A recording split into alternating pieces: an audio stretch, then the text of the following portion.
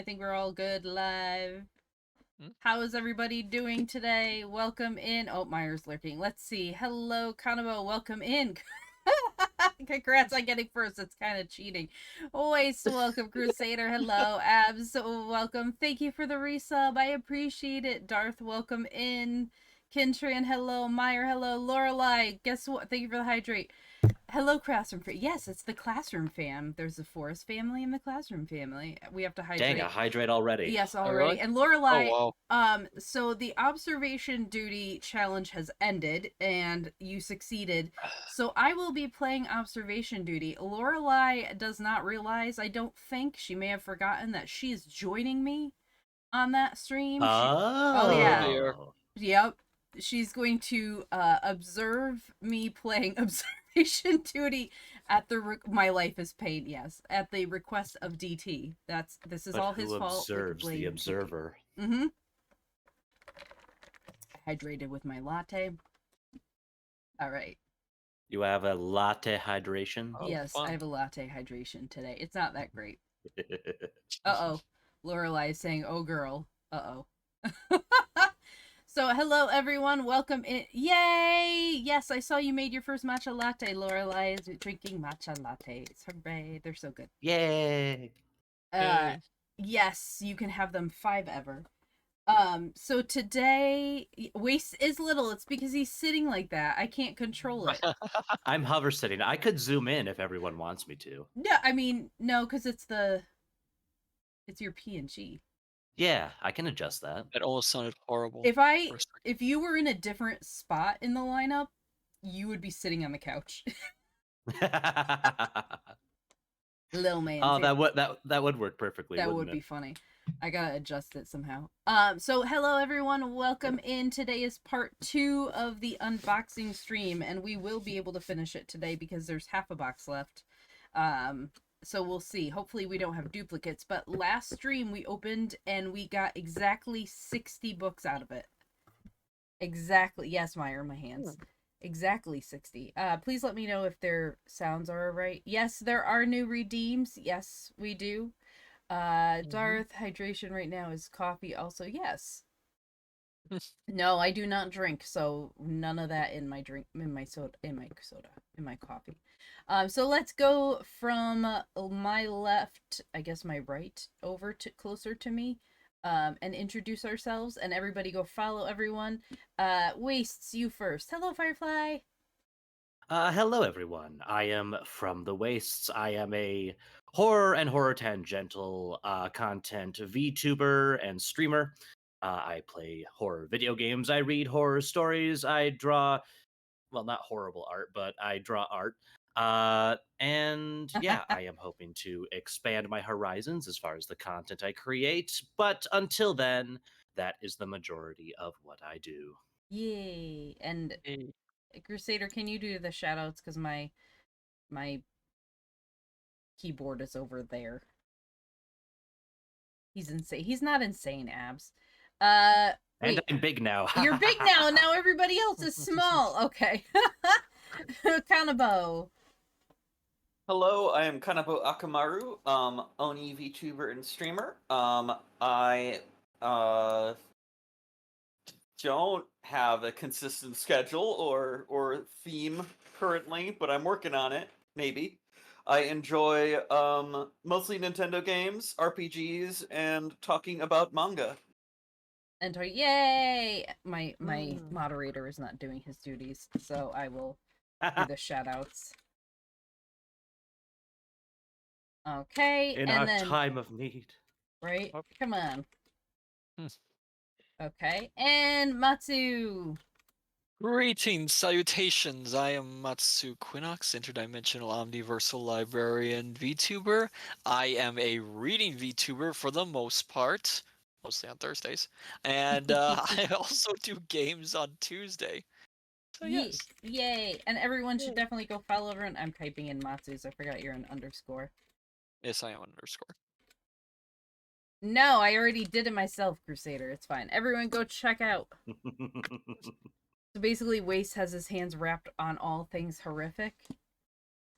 Yes. Pretty much. All right. So last week we had. Oops. I had an icy pop earlier. I didn't realize that got trapped over here. Last week we had some great books. I think the favorite was probably The Secret Agent by Conrad because of the revolutionary toodles. It's true. Yes. Which was as a reminder, Mm. so to enable moments like that, make sure that you can use the open the book to redeem Oh yes. liberally throughout this stream to have Sophia open to a page of your Yes. specification Thank you for on whatever reminders of book that. she's currently looking at. Yes, absolutely. I forgot about that. That was a perfect timing from Crusader last week. Open to page 150 and we got the revolutionary toodles and some amazing doodles. Doodles of toodles from Matsu. All right, so the box has been sealed shut since last week. Let me open it. I didn't open it yet to prevent myself the temptation. Okay. What's a cop's favorite bagel? I don't know. Don't know. Okay, our first book of the day is Henry the Fourth Part 2. It's Shakespeare already. Are we gonna do a drink? More. Are we gonna do a drink every time? I think we need to. Okay, We must hydrate. continue. It's Shakespeare, Steinbeck, and I think just those two. Is that our first part two? That's our Henry first the part Fourth? 2. Henry the Fourth Part 2. Oh. We got It's just two more of of the part one. same. It's what? It's more of the same. It's Is just it more really? Henry the Fourth. Yeah, it's basically more just Henry the Fourth. I mean, if you've seen Henry the Fourth Part 1, you've seen kinda Henry the Fourth Part 2, except for the ending. Waste or Darth. Oh, and Lorelai redeemed a Shakespearean insult, which is very timely considering. Very fitting. Wait, where's my calendar of insults? Hold on, I gotta find it now.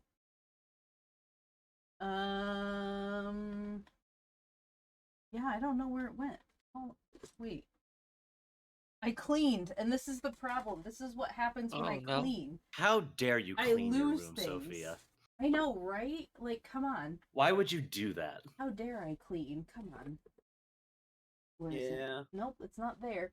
I eventually learned to design my room so that I would right know here. where everything was when it was clean, and thus that forced me to clean it more so I could put things where it's supposed to be. That's hilarious. Okay. Today, the Shakespearean insult of the day is from As You Like It. Would have been perfect if there's one from Henry the Fourth. Let me see. Is there one in one of the ones I turned up? I tore off. Ah, Henry. Nope, that's sixth. Wrong Henry. Henry the Fifth. No. As You Like It. You are 1,000 times a properer man than she a woman. 'Tis such fools as you that makes the world full of ill-favored children. Ooh. Damn. Wow. Ouch. You're the reason our kids are so crappy. Yep. That's wow. That's I got 15 water bottles from under my bed once. We're not going to talk about how many cans of water I've thrown away. And? Is that the story with Rosalind As You Like It? Yes. Yes. Yeah. So why did he do 2 parts to Henry the Fourth? Well, he's trying to cover all the events. Really? I mean, you have to remember, these are essentially histories. So Henry the Fourth Part 1 involves, I think it was Hotspur's rebellion against Henry the Fourth's attempt to take the throne, and da-da-da-da-da-da-da-da. Henry the Fifth is not a good prince, blah, blah, blah, blah, blah, blah, blah, blah. I'm now a good prince. So it's like, and then you get back to Henry the Fourth Part 2, which has another rebellion. Of course. And suddenly, all of a sudden, after Henry the Fifth, well, can't remember his name, Henry the Fifth, he wasn't Henry the Fifth at the time. In the first play, he learned the value of being a good prince. Suddenly, he's back to being not a good prince at the start of Henry the Fourth Part 2. And then you get to Henry the Fourth Part 2's ending, although it has what some have said is one of the most heartbreaking moments in that whole section. Yeah. Wow. Do you want me to spoil it? I mean, it's Shakespeare. Is there really spoiling Shakespeare at this point? Well, throughout What's this- the What's the statute of limitations on Yeah, spoilers? I'm pretty sure Shakespeare's I mean, statue. who knows about Falstaff? Well, here at the very end, famous passages from Falstaff. Yeah, Falstaff throughout Henry IV Part 1, Falstaff's sort of Henry V's buddy. He's sort of a bad influence on him, a grousing. He parties him, and at the end of Part 2, Henry V gets crowned. Falstaff goes all over and is basically like, "Hey, let's party, let's do this," and Henry IV is like, "I have no idea who you are." Wow. Or the word he uses, "I know you not, old man," Damn. and just brushes him off as he leaves the stage. Wow. And then Falstaff dies in the next play. Oh, wow. I have to use that insult with a friend at some point. I know you not, old man. Yeah, that's a good one. Mm-hmm. Oh, this one doesn't. Oh, okay. I'm like, wait. This is not the way I recall it being written, and it's been kind of some of it's been like modernized. That's really interesting. Oh no. Yeah, didn't one of the Henrys have their wives executed? Uh-oh. Well, several. Yeah, I Oh. mean, that was just commonplace at the time. Don't marry nobility. I'm not laughing that my galactic cat just shoved her paw under the door. Oh god, I love when they do that. You just see like, meow. She's slamming against the door. When the cats do that, I love that. Next one. Oh, hydrate, Othello. My god, Oh, the wow. whole This box is one. gonna be Shakespeare. This play and it's troublesome. See, it's very performances. troublesome. However, I saw an interesting interpretation of it when I was in university. Mm-hmm. Instead of casting, because you typically have the Moor is cast as a black man. Mm-hmm. Because of what was happening at that time, they cast a man who was from Middle Eastern descent in that role. Interesting. It really was an interesting take on it. There's an interesting interesting staging of it that someone did, where everyone in the play is African American except Othello. Ooh, okay. Where they reversed it. I like that. Yeah, it was an interesting. Yeah, I like when they do stuff with that. Like, so when I saw it, when they had a Middle Eastern man playing Othello, it was in 2004. So, it was fairly close to events from 2001. Yeah. Abs wants page 42. You're going to have to go with an odd number because otherwise you're getting a definition. Do you want 43 instead? I will say, for as problematic as the play may be, I do have to say Iago is probably one of my favorite villains in Shakespeare. Oh, yeah. Let's put it this way. It's the staging that tends to be more problematic than the actual play.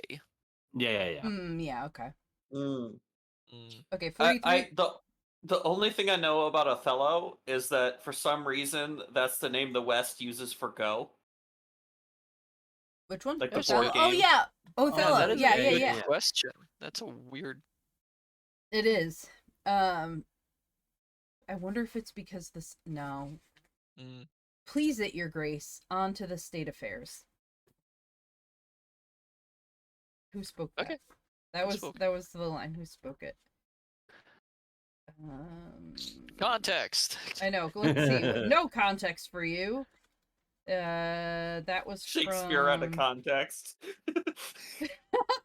That's actually one of my redeems, believe it or not.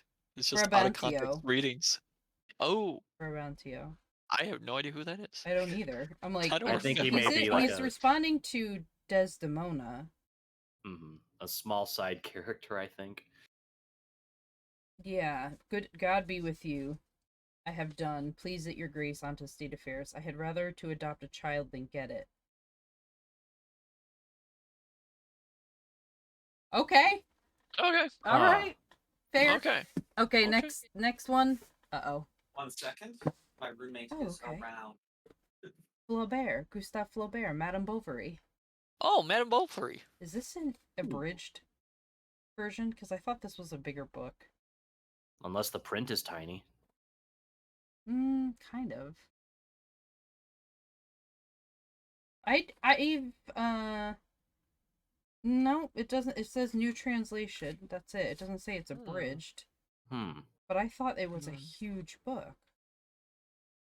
Huh. And don't they have to announce when it's abridged? Yeah, they do. I'm back.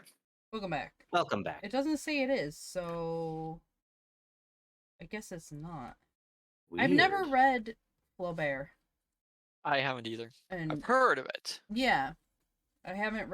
It's on my list. I keep eyeing it, so I guess now I have it. So Guess you have no excuse. now I have no excuse yet. It says revised and updated, but it doesn't say I'm looking everywhere, and it doesn't say abridged anywhere. It doesn't say adapted either, because that's another one they sometimes do. Yeah. You've only seen one of the movies? One of the movies for what? Madame Bovary? I've never... Is there a movie of it? There is a movie. There is? Oh. There's movies. Of course there's movies. Of course. Books that popular? See, I don't even know what it's about.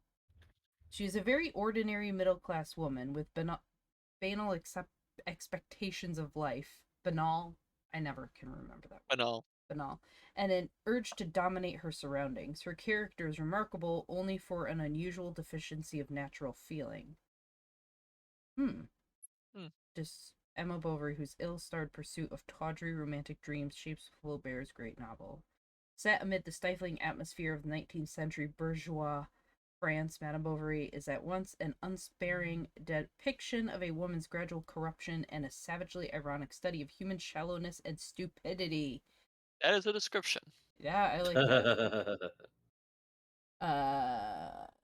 Don't remember much about it, Firefly? Yeah. I don't know. It's a Signet Classic, so again, it's wonderful. Can't go wrong with a Signet Classic version. Okay, let's see. Next. What do we have here? Oh, Gatsby! Oh, I just Oh got a my copy gosh. of this one too. Did you? Just recently, yeah. Oh, hey, that's the copy we used in my Yeah, English same. I'm lesson. like, yep, I know this copy Yeah. very well. I've read that one as well. Oh my in gosh, school we've all read it? because I was never read it. We never I had to was read it in forced- school. You never had to read it? We never had to read it. Wow. Wow. I've read it Never had to- several times. We saw a movie version. Okay.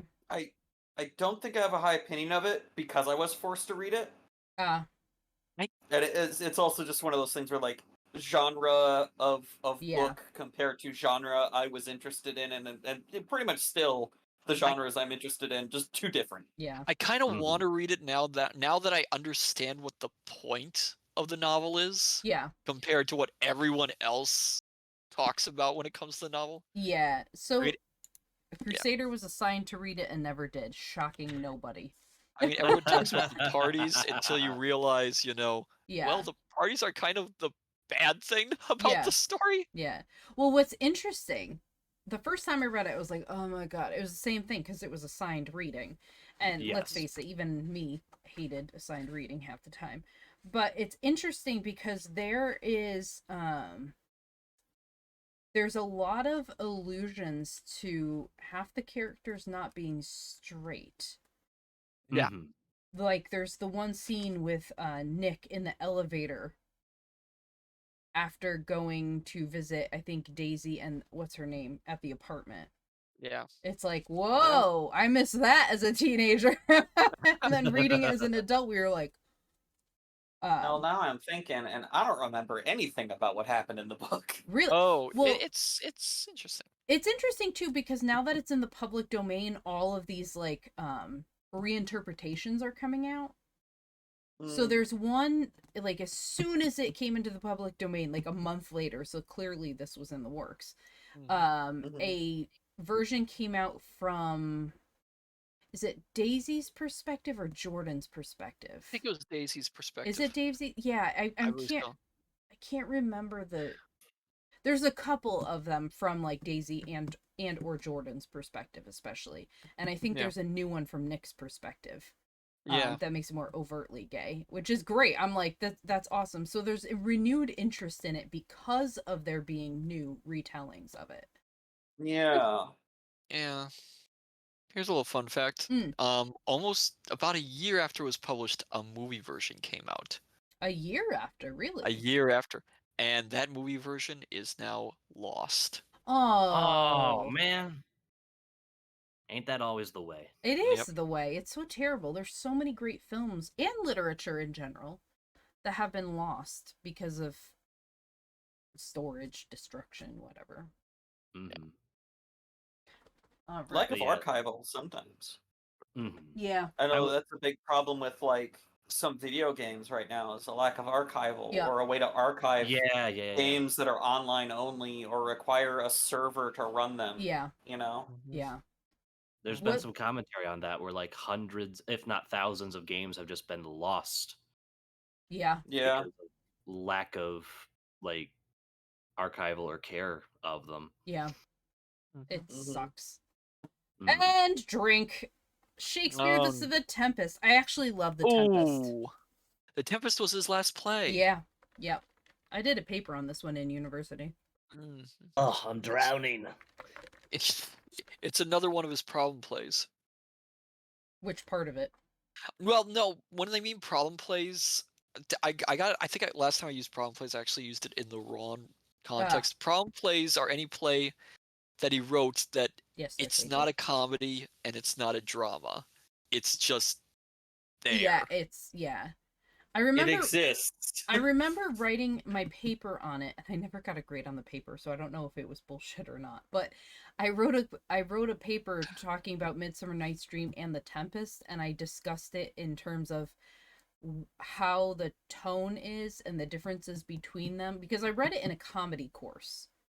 Mm-hmm. It wasn't a tragedy course, but in comedy, and I talked about it from the perspective of the two, how it was written under two different monarchs and how that changes his writing style.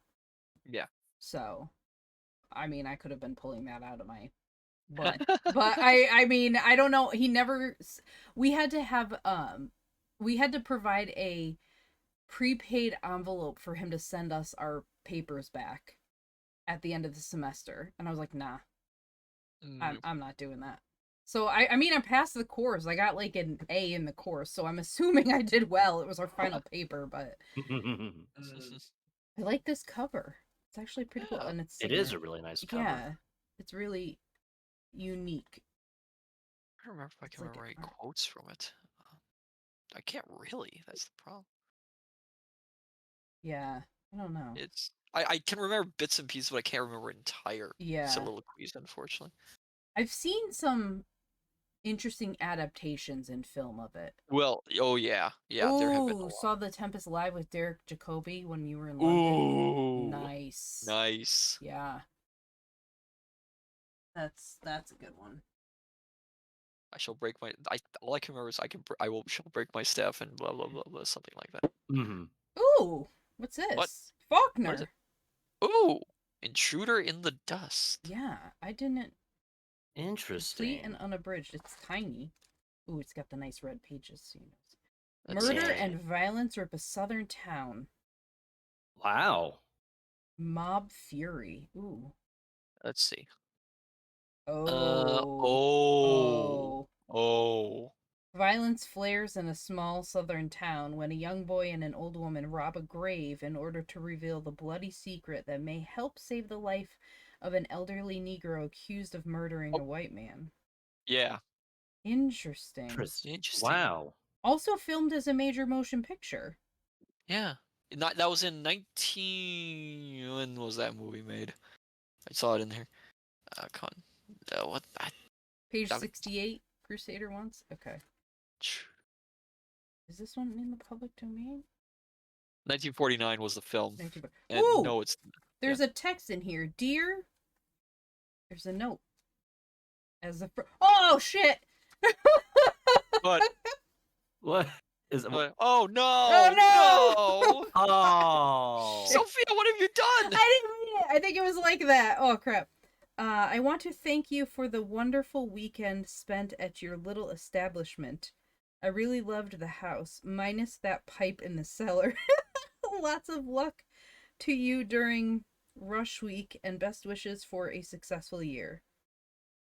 C, Huh. F, and S, Susan. Emotional damage. Wait, what was that? Emotional damage? Yes, Darth. Yes. Emotional damage. Oh. No. Oh.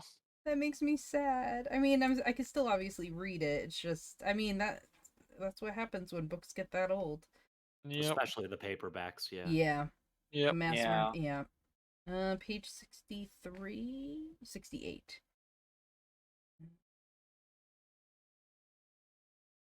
Okay, first one.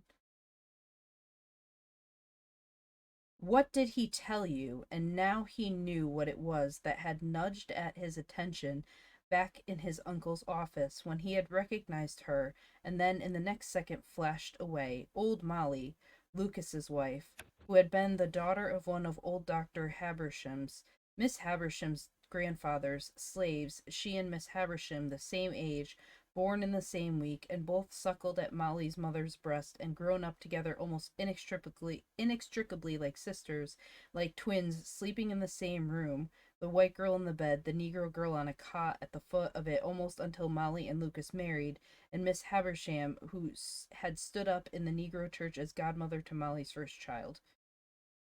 That's an It's entire paragraph. well, the Wow. thing I was just looking up. It's a very stream of consciousness novel. Oh, that would So explain. it's like Okay. very much, yeah. Yeah. A stream of consciousness mystery thriller almost. Yeah, Mhm. that's interesting. I'm gonna have to It's interesting. read that one. And who knows, it might fall apart. When Things Fall Apart. Great novel. Yeah, a lot going on in that, yes. And next one. Drink! Oh No, no. what? Is it more And Shakespeare? maybe Macbeth. Oh yeah. You That know, was it all kind over of the does place. suck that I'm getting this much Shakespeare because I own his entire body of works already. Yeah. In one giant anthology, because that's what you do when you're an English major. You have at least one course on Shakespeare, if not two. But do It's you like have required. Edward the Third? I mean, if it's in the Norton anthology, I would think it is. It's a Unless maybe. it's They're not sure if Shakespeare wrote it or not. oh They think he co-wrote it. well, wouldn't that count as writing it? Yeah. I mean, technically, Just some of it though. Yeah. yeah. That are pretty much fully in text. Well, I'm used to reading books of mine with pages ripped and stuff, Darth. Yeah. I literally. Oh, this is like a not read at all version. Like this Ooh. is Oh, brand like- spanking new. Fresh Ooh. copy. Dang. Yeah. Like even the pages are still pretty white, which is a Fresh miracle. from the book mines. Yep. Mhm. This one was published in. Let's see. There's no way this is 1959. What? 1959. How is that even possible? Look at this. Wow. Was this like in a Whoa. glass case out of the sun? I am imagining that this is the copy that someone was assigned for reading in school Hello, and then Julian. passed it on year after year to a bunch of other kids, none of them of which read it. They didn't even take it out of the building. Mhm. That's wild. I've Bottom never of the seen shelf somewhere, unexposed to the sun. unless it's a later print, but it doesn't say. It says first printing 1959, but it doesn't say The current printing the that it current was. printing that it is. Yeah, the style doesn't look like a book printed in 1959. No, I'm guessing 60s or 70s. Mm. Mm. I'd have to check and see what cover. I don't know. It was $2.95, so it is an older one. Yeah. Yeah, Yeah. never read Macbeth. Oh, I haven't either, and that's I surprising. have many times. I've seen the opera version. I've seen the play version. Seen the movie versions. Yeah, Is there a ballet version of this one? there is a ballet version. I'm sure. I love ballet so much, so Oh, me as well. it's wonderful. I've only Ballet seen is- the Jimmy ballet is- Neutron version, and even that's Matsu, we're gonna just go to a ballet. a Yes. bunch of plays combined. Yeah. I'm not fond of the ballet for Cinderella. I'm not as fond of that one. I like the one for Snow White. That was a really good one. It was more newer. And I love the one for Sleeping Beauty. Yulian also loves ballet. A lot of these, most of us have just seen and not read. Yeah. Darth wants to know, isn't there a line about an itchy palm in Macbeth? Yes, I believe so. Yeah, hinting about greediness. Yeah, your itchy palm. Yeah. Greedy. I get itchy palms when I think about books. All right, next one. The Adventures of Huckleberry Finn, Mark Twain. Oh, Classic. I have read that one. I had to read it. I found it dull. I have I not read also Huck found Finn. it dull. I I love much Tom Sawyer. Tom Sawyer's fun. I find this one incredibly dull. Really? The whole And novel is like him going downriver on the Mississippi or something. Yeah. Yes, essentially. Mark Twain really liked this book, and he really got upset that more people didn't like this book. Yeah. Yeah.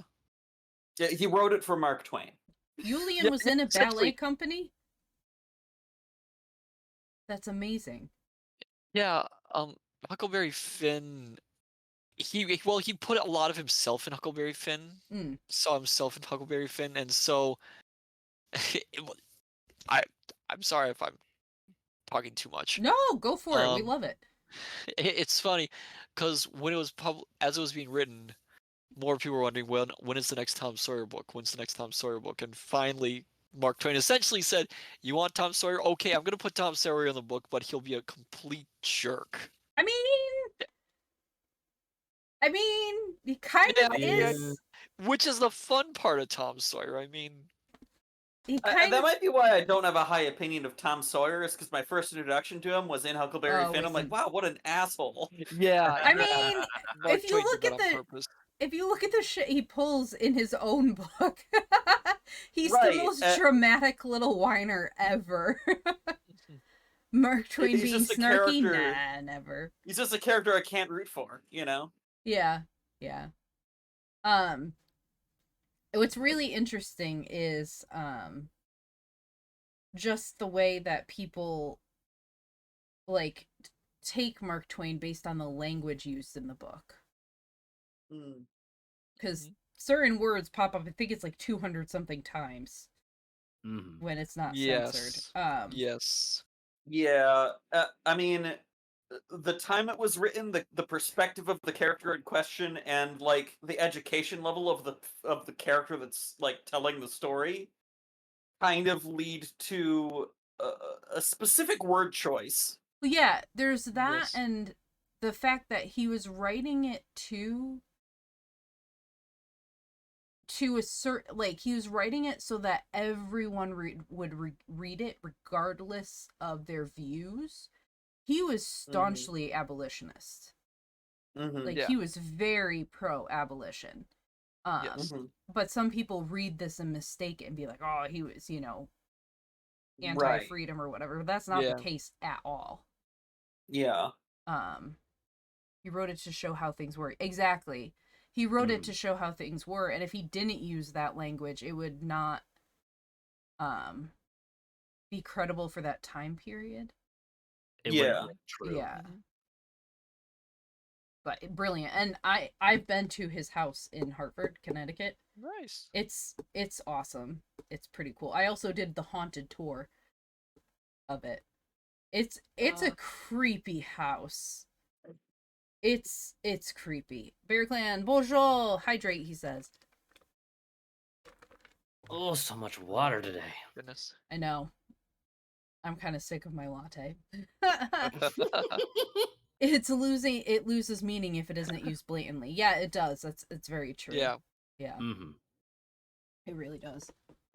Which is why it's frustrating that I know it's not, we don't use that word and we don't want to use that word, but it's very frustrating when they censor the book because it does lose its meaning and its effectiveness.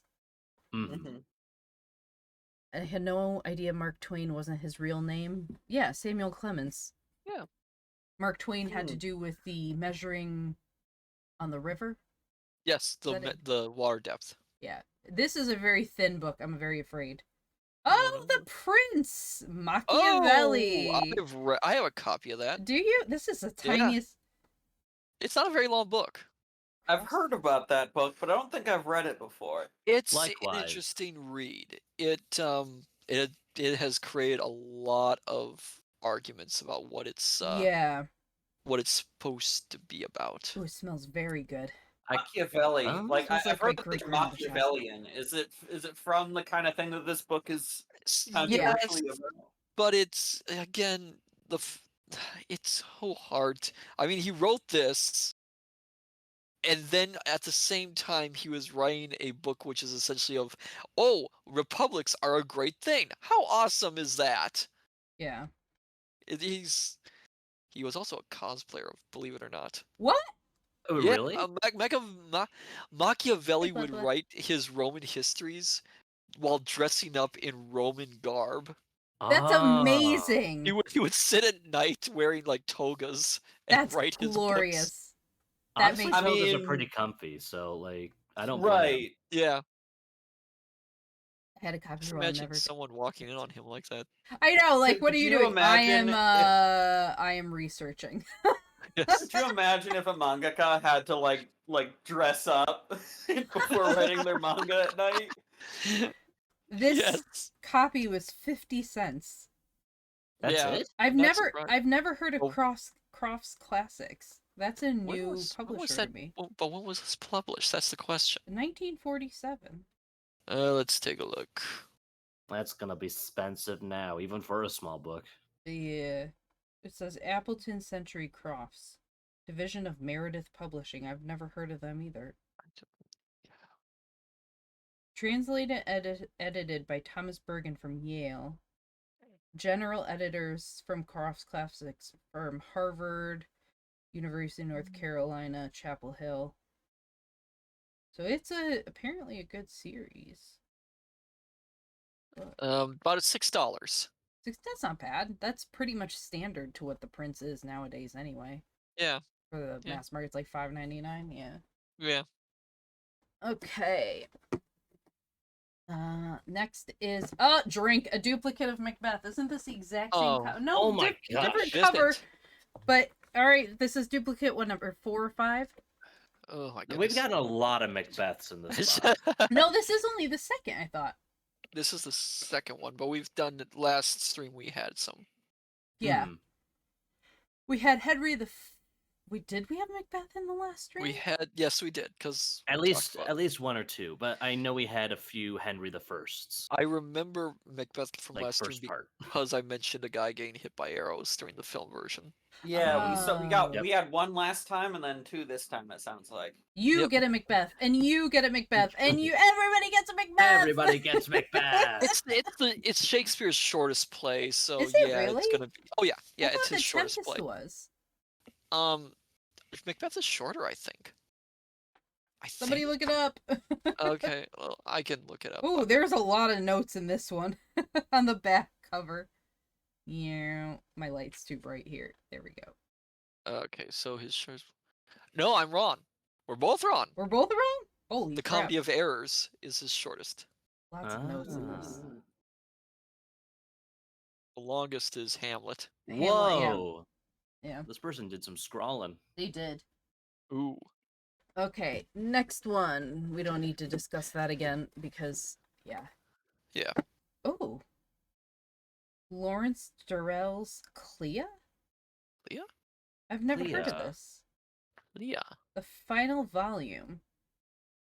Investigation of Modern Law. I've never heard of this. Have you? Final Oh, volume leads me to think it's part of a series of some kind. Yeah, it says Okay, it's yeah. a quartet. yeah, the Alexandria Quartet. I feel like I should know that, but I don't. It's set in Alexandria, Egypt. I don't. I don't know. Uh, Open to 125. Okay. Ooh. The book is all flesh and body. This carnality distinguishes it. Lawrence Sterne was naughty. Rabelais body. Henry Miller plain sexy. But this has a subtle silky Scheherazade quality. Ooh, Okay.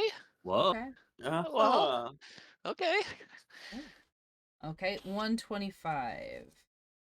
Okay. Let's see. Watch me not even be able to read it. This could be interesting.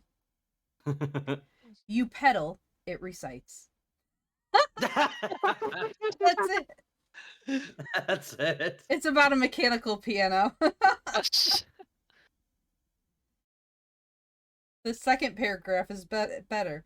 But here, brother ass, I break off, for clearly this is not higher or even lower criticism. Brother ass. Brother ass, ASS, yes, capitalized. Oh my Oh gosh. boy. What's that one called Incredibly again? Clea? Clea. Or Alexandria Clea. Quartet? From the author of Justine, Balthazar, and Montalive? Yeah, Mount Olive? Mount Olive? Mont Olive? I Mont have Olive? one word. no frame of reference for any of this. Okay, I've so never heard of here, this. let's read this first page, because it... Not for sale in the British Empire market. What? Literally what it says on the bottom of the page. How old is that book? Let's see. It says it in a couple places. 1961. Oh, it's just a year after it was published. Yeah. This giant Okay. Cardinal edition includes every word contained in an original higher priced edition. Higher priced at 75 cents. Oh, big Um, spender. 3 whole quarters. It to my father. That's weird. Okay, so Okay. it's the spellbinding story began in begun in Justine and developed in Balthazar and Mount Olive, now reaches a stunning climax in this final volume of the Alexandria Quartet. In Clea, Lawrence Durrell ties up the many strands of his complex story. Once again, the theme is love, viewed from every aspect, explored on every level. Once again, the focus is on modern Alexandria, a perfumed city of fleshly delights and moral decadence. But in Clea, the entire story is advanced in time, and the overall mood is one of serenity rather than passion. Here, these tormented people, Justine, Liza, Nessim, Clea, and Darley, finally come to peace with themselves. Oh, interesting. Very Hello, interesting. Zen. Mhm. I feel like like these ones seems like I would need to read them in order. Like Yeah. this seems Yeah. important. Yeah. This definitely Definitely. feels like a part of a work that has a running Yeah. narrative. Yeah. A running continuity. Yeah. I just realized I haven't been keeping track of how many we've opened. I need to put them in a separate pile. Let's see, we did the Tempest, last one, this one, how low is this one? Henry the Fourth Part 2 was this one, and this one. Okay. I've got our stack right here, pushing it off to the side so I can remember what was what. Okay. Next one, Lawrence Durrell, yay! But a different book, the Dark Labyrinth.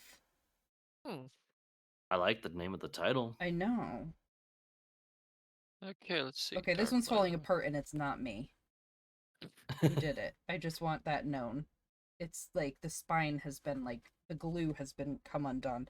Yeah, I That can looks see like it. a little literal bookworm has eaten it. What, Oh. really? Yeah, I might have to get rid of this copy Ooh. because I That's a am shame. not risking there being bookworms in my house. Ooh. Bookworms exist, people, by the way. Oh. They eat the glue. Oh. Ah. Maybe if I spray it, it'll be okay. I'm not sure. Oh, okay. Or they could be dead. It could have been too long. So this is Well- a republished version. This Dark Labyrinth is the story of a group of English people who take a tour intended to provide mental peace, but their voyage ends in their being trapped in a labyrinth on the island of Crete. For some, the labyrinth means final tragedy. For others, there is a way out. And for one couple, there is the beginning of a strange new lost horizon kind of life. Wait a minute. The Labyrinth of Crete. Isn't that the Yeah, one the of the Greek Minotaur. myths? Yeah. Yeah. Yep. Yeah. Theseus? Is that it? Theseus be was the one silverfish, who That. killed the Minotaur. Yeah, but Yep. a lot of like a lot of Greek myths, there's a lot of intertwined bits Daedalus was the one that made the labyrinth. Yes, and that led to the myth of Icarus. Icarus. Yep, because Daedalus was then imprisoned so that no one could know how to get through it. Yep. And then he made the wings to get out, Yep. and that, well, you know what happened there. Yeah. Yeah. I would say maybe I don't know if you want to keep that one around in case there are bookworms in there, but yeah. it doesn't look like many of the other books have been affected. So No, I might Oh. throw it in a bag, like seal it in a Ziploc bag Mhm. to see Mhm. if there is anything in there. Raymond Chandler, The Big Sleep. Ooh, that one. I've never read this one. I know Chandler. It's. I'll say this: the film version has an interesting history behind it. Really? They yes, because it's a funny story if you want to hear it. Of course I do. So when they were making the film, they were working on the script, and they realized that this one character in the book just ups and vanishes without any explanation of, well, was he killed? Did he just go off? And so they quickly cabled Chandler asking, well, what happened to this character? Because we're working on the script and we need to, Right. know what's happening. And Chandler at a party later said, they messaged me about this, wondering what happened to the kid, and I'm not going to swear on this stream. And for something's sake, I can't remember either. You think he just wrote him out because he forgot about him halfway through the novel? I think he did. That's I hilarious. genuinely just forgot. Didn't that happen in My Hero? Like, yeah, I think so. Because I feel like the mangaka made reference to there being a traitor, and they completely forgot to follow through with that storyline, but then looped back to it after. Yeah, it like looped back to it after and went, oh shit, I should probably go back to that. Yeah. I mean, part of that is because of the writing style of shonen manga. Yeah. You don't actually know what your story is start to finish. Right. What you do is something called brick juggling, where you'll create a seed of a story idea and throw it out there so that you can catch it later and write something for it. You don't actually know what it is yet. You just know that it can serve as foreshadowing for something you haven't written yet. Yeah. That's funny. Like, for instance, Tite Kubo did this in Bleach when Ichigo got his Shinigami badge. Yes. Uryu looked at it and was like, that's a bit suspicious. And Ichigo's like, huh? He's like, oh, nothing, don't worry about it. And then, like, way later in the Fullbringer arc, it's revealed that it was being used to spy on him the whole time. Oh. Interesting. Okay. But, like, what exactly it was that made it suspicious, other than the fact that no one seemed to recognize it as a badge of authority at all, was completely unknown. So when it comes to shonen writing, you'll sometimes see that where an author will throw out an idea and may or may not catch it and return to it. Yeah. Depending on if they get canceled or not, or where the story winds up going. Yeah. Pure Academia, I feel like completely went off the rails after a certain point. Yeah. Like everything he had planned seemed to fall apart as he realized that he created a world in which things were more complicated than his initial story idea allowed. Yeah. So he tried to delve into those ideas and has kind of been struggling to keep up with himself. Yeah. It feels that way, yeah. But so most people... Oh, sorry. No, go ahead. I was going to say about The Big Sleep, most readers and people who have seen the movie agree it's kind of a mess. A hot, complicated mess. Well, I'm looking at this. A paralyzed California millionaire, his psychopathic daughters, and Philip Marlowe in a case of blackmail that turns into murder. Yeah. That's wild. I've read Chandler before. Which one did I read? This poem was published in 1971. I mean, it was copyright in 1939, but this one... I don't remember what other ones I've read of his. Okay. Next. John Fowles, The French Lieutenant's Woman.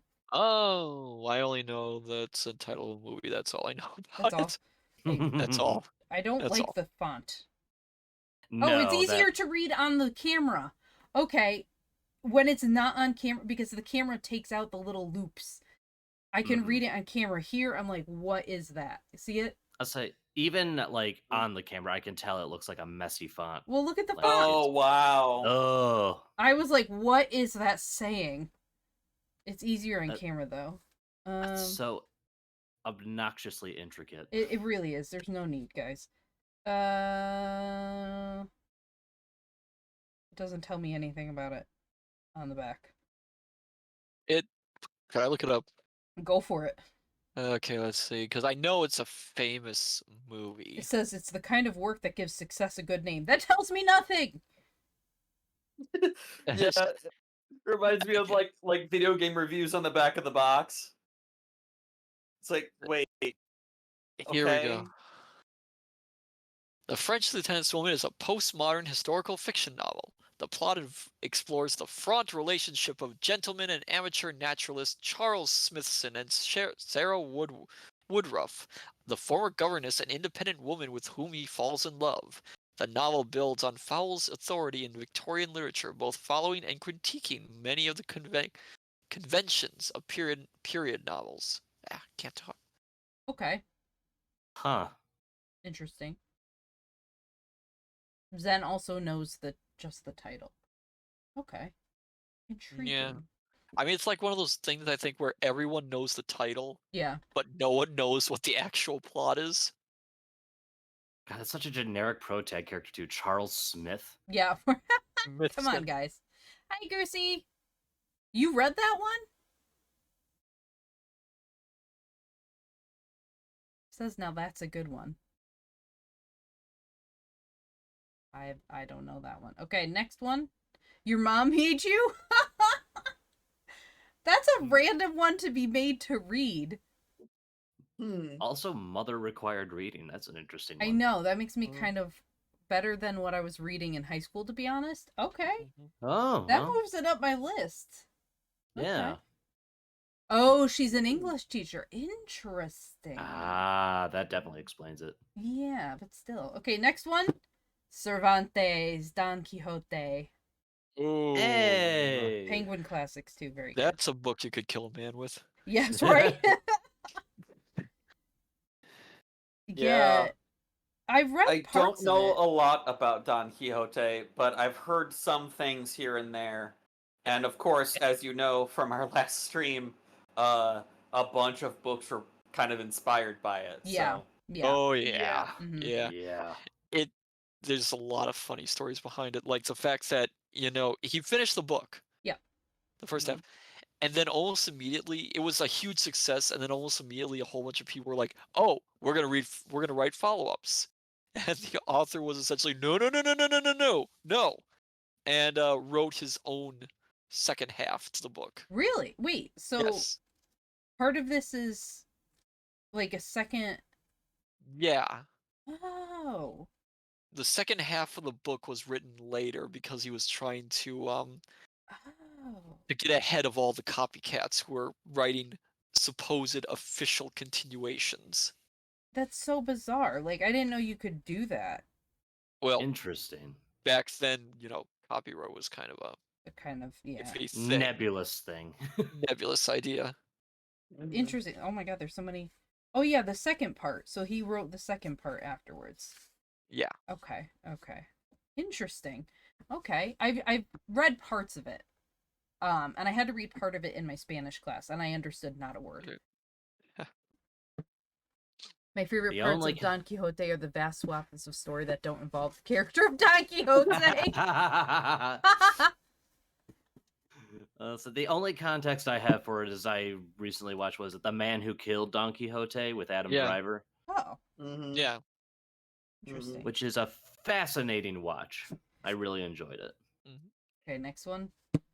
Drink. Oh no, what is it? Shakespeare. Henry VI, Part 3, Shakespeare. Oh, Shakespeare. Henry VI, good old tire fire Henry VI. Fire? It's a reference for something that falls apart quickly, that sort of thing, Oh, like a okay. disaster. Henry VI, Yep. in reality, was, if you know anything about royal UK history, Henry VI had an interesting time, and the Henry VI plays are I mean, How many are there? they're okay, but then I think it was Henry VI Part 2. They have Joan of Arc appear as an out-and-out satanic worshipping witch. What? Oh Yeah. my gosh. I mean, remember who's writing this stuff? The English would. Yeah, so it was before she got rehabilitated, essentially, Oh Lord. in pop culture. So she was, yeah, it's interesting. How many parts to Henry VI are 3. there? Oh, there are 3. There are 3. It's a Okay. long play Wow. series. Huh, the first unboxing we had a bunch of part 1s, now we're getting all the endings I without know. the Well, I didn't get beginnings. I don't think we got Henry VI Part 1 last time. No, No, I? we did not. no, we did No. not. Not that I Yeah. remember. I'm Henry VIII. No. Henry I I am. am. I've been married to the widow next door. She's been married 7 times 7 before. Oh, another Once. John Oh, Fowles. and Ray. Yeah, and Ray. The Ebony Tower. Okay. Another John Fowles. So have you read this one, Goosey? Let's see. Love in All Its Many Guises. A superbly romantic new work. I've seen a pattern with his writing. Yeah, romance? Ooh. According to the New Yorker, it is impressive, beautifully paced, and rich in nuance. Mood, theme, and setting explore the ambiguities and ironies of courtly and carnal love, and of loyalty and deception. Strong social conventions collide with equally strong human passions. Yeah, never Dang. heard of it. Yeah. James Lee Burke kick lately. I have a James Lee Burke somewhere over here. Somebody said I should read it this year. I don't see it listed in his writings. Is it? It just says the author, The French Lieutenant's Woman. Over 6 months on the New York Times bestseller list. Oh, I'm looking at the wrong author. That's why. Light of the World is your personal favorite. Ah. Oh, no wonder I was getting you confused. There's French in the beginning. Et parfois l'ange Elie parlu étrange et sauvage. Et passe. Maybe that's French. Yeah, that's Sounds definitely French French. to me. I mean, I could just be pronouncing it French, so who knows? I'm just doing it with a French Crusader, accent. we don't need to hydrate because I swear to God, we're drinking Come every on. time we get a Shakespeare, but hydrate Oh. again. I'm getting Sorry, sick I of my just latte. imagine someone reading Japanese with a French accent. Listen. Okay, there's a new Niji Sanji liver, Visalius, Bandage. He is French. He is French, and he has a very strong French accent. And when he sings in Japanese, it has a French accent, and it is actually beautiful. Wow. I love it. I was like, okay, this is really good. I've never heard Japanese with a French accent, and now I'm addicted to it. I'm always fascinated when like other languages are spoken with different dialects. Yeah. Like apart from your average, American or English speaker. Yeah. Like even in like something like Hellsing Ultimate, like for the German characters, they had Japanese spoken with a German accent to it. Interesting. And yeah, it was like I didn't necessarily pick up on it because I'm just, bad at Japanese anyway. But a friend of mine pointed out who was taking Japanese at the time, and I listened a bit more close. I'm like, wow, they actually did go that extra step for their characters, and that's Yeah. incredible. It really is. I mean, Zali, that's what he goes by. Zali is, I mean, he can't help it, but it's just really beautiful. And I'm like, what? Mhm. Go back. Start speaking Japanese again. Next one is Robert Louis Stevenson's Treasure Island. Oh. Hey! Oh. Hey. Which everyone, this is flashbacks to Inferno God. Which everyone tonight in the classroom on Discord at 7 p.m. Central Time, we will be watching Muppet Treasure Island because Matsu read Treasure Island on stream. It was a great read. It really is. Was, and it was really interesting how different it was from some of the film versions I've seen. Yeah. Yes, it Mhm. was the Oh yeah, inspiration Treasure for Planet. Oh, Yep. Treasure Planet was good. That was a great Treasure film. Planet So was- It was underrated. clever. That was Treasure Planet is clever. immensely underrated. It is very underrated and unfortunately financially unsuccessful. But Yeah. I was a big fan of the movie when it came out. Yeah. Mhm. God, the intricacy of the animation in Oh. that film Oh, is it was beautiful. amazing. It There's- was clever. It really, there's Treasure Planet, and that, yeah, same with Atlantis. That was the other one I was gonna bring up. Mhm. Yeah. Atlantis was Yeah. another one that was just Atlantis like was good. I just wish it was longer. true. Yeah, That yeah, was true. my Mhm. issue. It needed more time. Those two That- were just. And I don't know how everyone else feels about like they swapped out the old man on the island with a neurotic robot. I don't know It how works okay. I thought he's it worked. okay. They used him in advertising like mad, Mm. and Yeah. it got a bit tiresome by Oh. the time we got to actually see the movie. Abs says stand up and stretch. Oh, I can do that. Okay. Thank you, Abs. Needed. There goes my Big legs. regret. Oh, we're all old I here. was slouching too much. Mm. Ugh. I need to stretch more. I'm so inflexible. It's ridiculous. The only issue I had with Treasure Island was trying to come up with various voices for all the pirates. Do you know how difficult it is to come up with a different accent and different Oh yeah. dialect for each pirate? Yeah, I can imagine. I mean, you can do it. I can't. I lost You it. can It's barely like, do it. but You there's just so gotta many. do them Yes. all like this. I did one of them as Welsh, and that was hard enough. Oh my god, I can't even do it as one. I would have been like, nope, they're all the same. Zen's girlfriend is currently nerding out about Treasure Planet. Treasure Darth Planet was didn't good. know that it was based on a book until recently.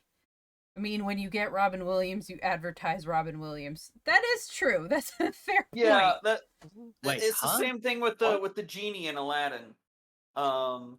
Like when you have a comedy side character and you get a big name Hollywood star to voice act them, they kind of take over the movie. Even if they don't actually take over the plot, they at least take over its marketing. Yeah. I believe the robot was voiced by Martin Short. Was yeah, I was it? gonna say that Yeah. was not Robin Williams. Yeah, that was Martin Short. Oh, okay, okay.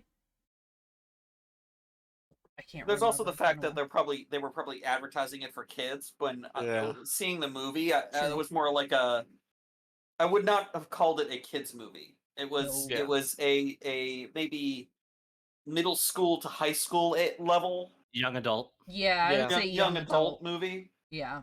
But the if Goosey you're said trying the to put same together thing. a trailer, yeah, more of a teen movie. If you're trying to get kids to bug their parents into making them into letting them watch it in theaters, then you kind of got to lean into the parts of it that are a little more juvenile, Yeah.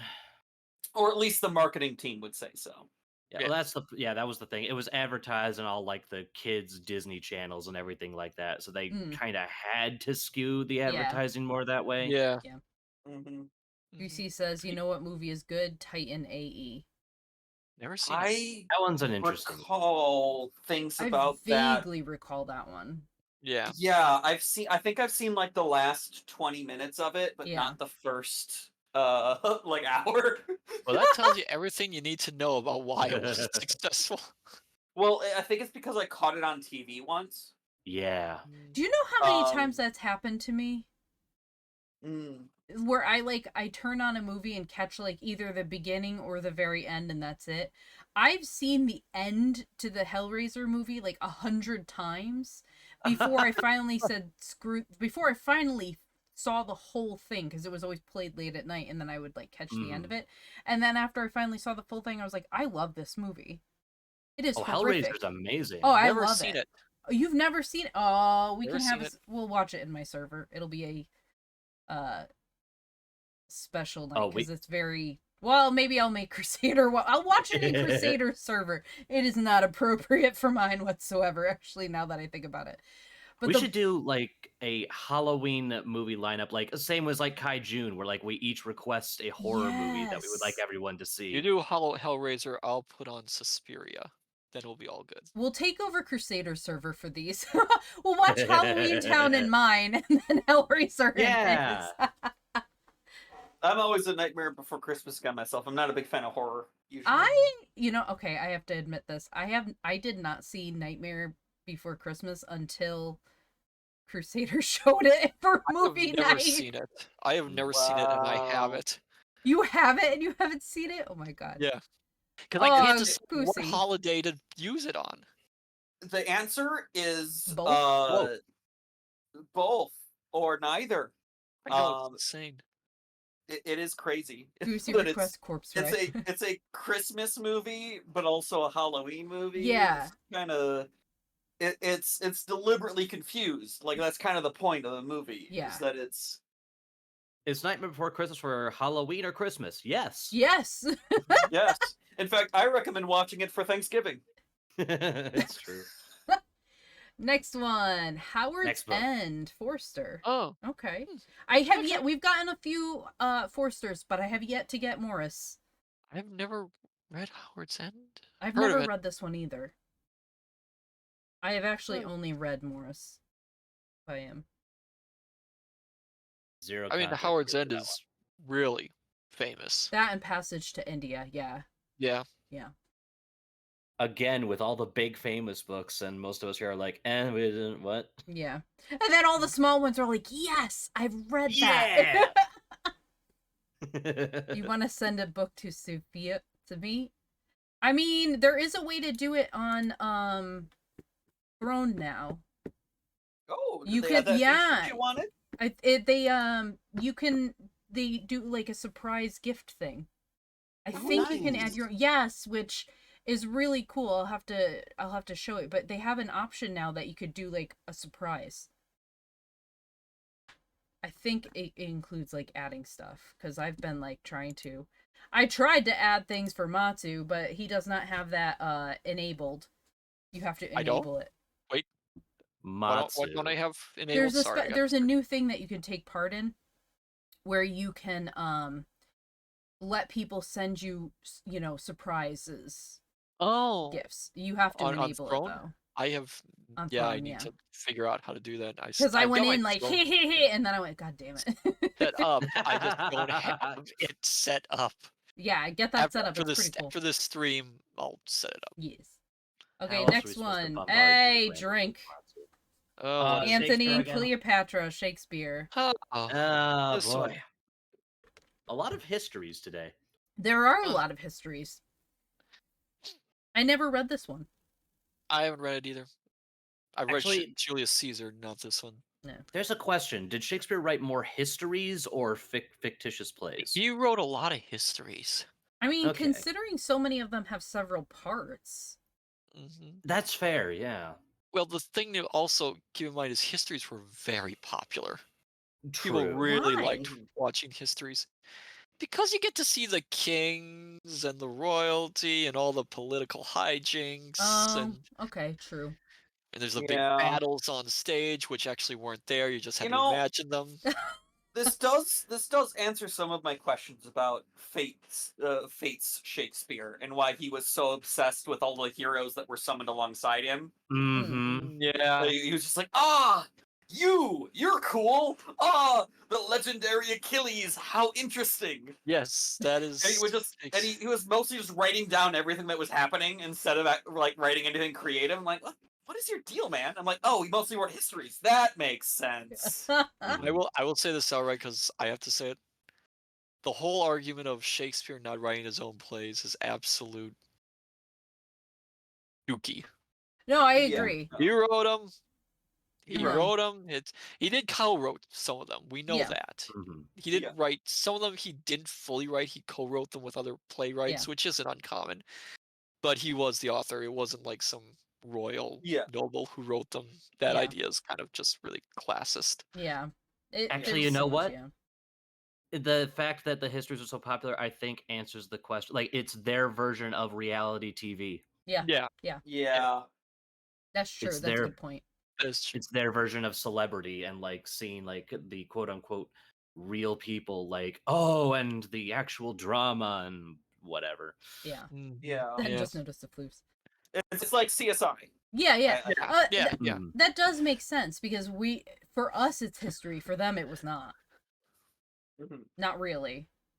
Mhm. Yeah. Okay. Oh, we're getting to one side of the box. Yay, half the box is empty. Okay. Like, half of the sides are empty. Next, Samuel Butler, The Way of All Flesh.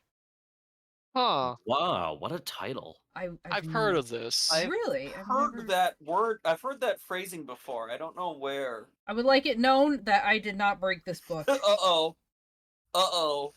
Did it? Page 69? Jesus Christ, Crusader. Oh no. Let me It let was me in a book called The Way of All Flesh. let me I read think the I've heard this back. phrasing in Warhammer before. Mhm. I And I heard the don't think it titles was of- nice. Not wait, way, Goosey, the way of all flesh. This famous, highly entertaining, and at least partially autobiographical novel relates to the early history of Ernest Pontifex, who grows up to realize that his rich Victorian father is a prig and a hypocrite. Ernest himself is saved from a similar fate when, by accident, he makes improper advances to a proper young lady. This case of mistaken identity earns him 6 months in jail and a clearer picture of human frailty. How this and other experiences turn Ernest into a mature and happy person is the theme of this great masterpiece. Samuel Butler. Wait, Yeah, why he- do I it know was- that name? Samuel Butler. Let me double check because I don't know. Yeah, I Am I? no. Maybe I'm he thinking sounds familiar. Judith Butler. It does sound familiar. Most of his works were really just Ooh, interesting. Talk about that cover, though. The cover is definitely interesting. There's this dude in a mustache over here. Wait, No, I'm more talking about the guy on the left who looks like he's mega mind. yeah, it's true. Like his head just blends into the sky. It does. Okay, it ranks among the great novels of its period, a blistering indictment of and a biting satire on certain aspects of Victorianism. It was not published until a year after the author's death in 1902. yeah. Oh, He dared another one not of publish it. those. Interesting. He dare not publish it during his lifetime. Interesting. That seems somewhat common. Most of For his satire. writings, I looked it up. Most of his writings were treatises on evolution and society. Interesting. That was most of his writings. This looks like his few fictional writings. He professed himself dissatisfied with it as a whole, and always intended to rewrite or at any rate revise it. His death in 1902 prevented him from doing this, and on his deathbed he gave me clearly to understand that he wished it to be published in its present form. Wait, he did, Sophia? He talked to you? That's what it says from whoever this person is. R.A. Streetfield. Sophia, I had no idea you had such connections. I know. You know what? I'm older than you would think. Excellent. Welcome to the Immortals. Okay, page 69. That should be the most boring sentence ever. Old lady Sophia. Hey, I'm not old. Alongside the extracts he copies in the very perfection of handwriting, extracts from Mead, the only man, according to Theobald, who really understood the Book of Revelation, Patrick, and other old divines. Not a good one. Sorry, Crusader, you struck out on that one. All right, next we have oh my god, it's John Ciardi translation. Yes, it's Paradiso. Paradiso, By- hell Oh, yes. Yes, and it is Nice. John Ciardi, who is my absolute favorite translator of Dante. In fact, wait. Ugh. Let me move. I have to shift some things. I have next to me this beautiful edition of the Divine Comedy translated by John Ciardi. It's all of them in Nice. one. Yeah, it's Whoa. fantastic. Yeah. The biggest problem with the Divine Comedy is that 99.99% of all adaptations, reinterpretations, or translations that I have seen in the various forms of media that it has come in basically stop immediately after the Inferno. Yeah. Yes. Oh yeah. Mm-hmm. Yeah. Most of them stop at Inferno and Well- don't go to Purgatorio or Paradiso. So So I only know what's in those because I watched OSP's summary. Yes. Yeah. Yeah. I saw that. That was great. well, it's A reading interesting rainbow. because, and we talked about this last stream, how it's like basically like a fan fiction, self Yeah, insert. yeah, It's Bible self-insert fan fan fiction. He's like, and my someone, Someone called it part of the Christ extended universe. What's interesting though about it is because I think a lot of the time the reason it stops, media stops at the Inferno is because it gets very ethereal as it goes on. Mhm. Mm-hmm. So, and it's more like Paradiso is very much, I'm trying to think of the terms. Like, It's Like- not, it's very much more Allegorical. symbolic. symbolic, yeah, allegorical. Well, not necessarily, I don't know, not really Not symbolic. Well, It's it's like more, allegorical. symbolism rendered literal in some ways, I feel. it's, From my understanding, it does get very like I think that's Surreal. almost the most interesting part, the Yeah. surrealism of these higher planes as opposed to the weirdly grounded and very it's very visceral. yeah, the visceral humanity of hell Yeah, as opposed to the ethereal yeah, like incomprehensible glory of the heavens. I suppose that makes sense because people can very easily understand punishment, yeah, but Mm. paradise is something that has always been strived for, Yeah. but Yeah. not necessarily realized. yeah. hmm Yeah. But it also means that his depiction of heaven is not very well DT! ingrained in popular culture. DT, don't go to sleep. Look, we raised the observation duty challenge. Finished it. We did it. Yeah. We did it. Yeah, this is the ultimate ascent. Merging of individual destiny with universal order. It's really I just love John Ciardi's translation because he's able to take and he's able to make the rhyming but also keep it true to the original. And it's very difficult to do in English because we don't have the vocabulary, yeah, that they do it in Italian. The read is not for the writing, but rather the ideas from the author makes you think quite a bit. Yeah. Yeah. Yeah. Mecca, thank you for the resub. Oh my god, 12 months. A Holy year. cow. Wow. Yeah. Wow. Wow. Wow. Wow. A Wow. year. Holy carp. Yes, holy carp. Holy magic Holy carp indeed. Okay. Run that carp up a waterfall, make a dragon out of it. Next one. Yay! We have Inferno! Ooh. And it's It's the John same- Ciardi. It's the same Hell series. yeah. Yes, thank Oh, God. yeah. If they gave me Question a is, different are translation. we going to get Oh what's my it god. called? Like Purgatorio. Purgatorio? Purgatorio. Yeah. freaking pun of mine and I didn't even realize. this Of course one's I said laminated. hell yeah to Inferno. If you've so I taught it. So I have an interesting story about teaching this. So I taught it and there's notes. What is this? It might be a student's notes. Anyway, so I taught this to 10th grade students.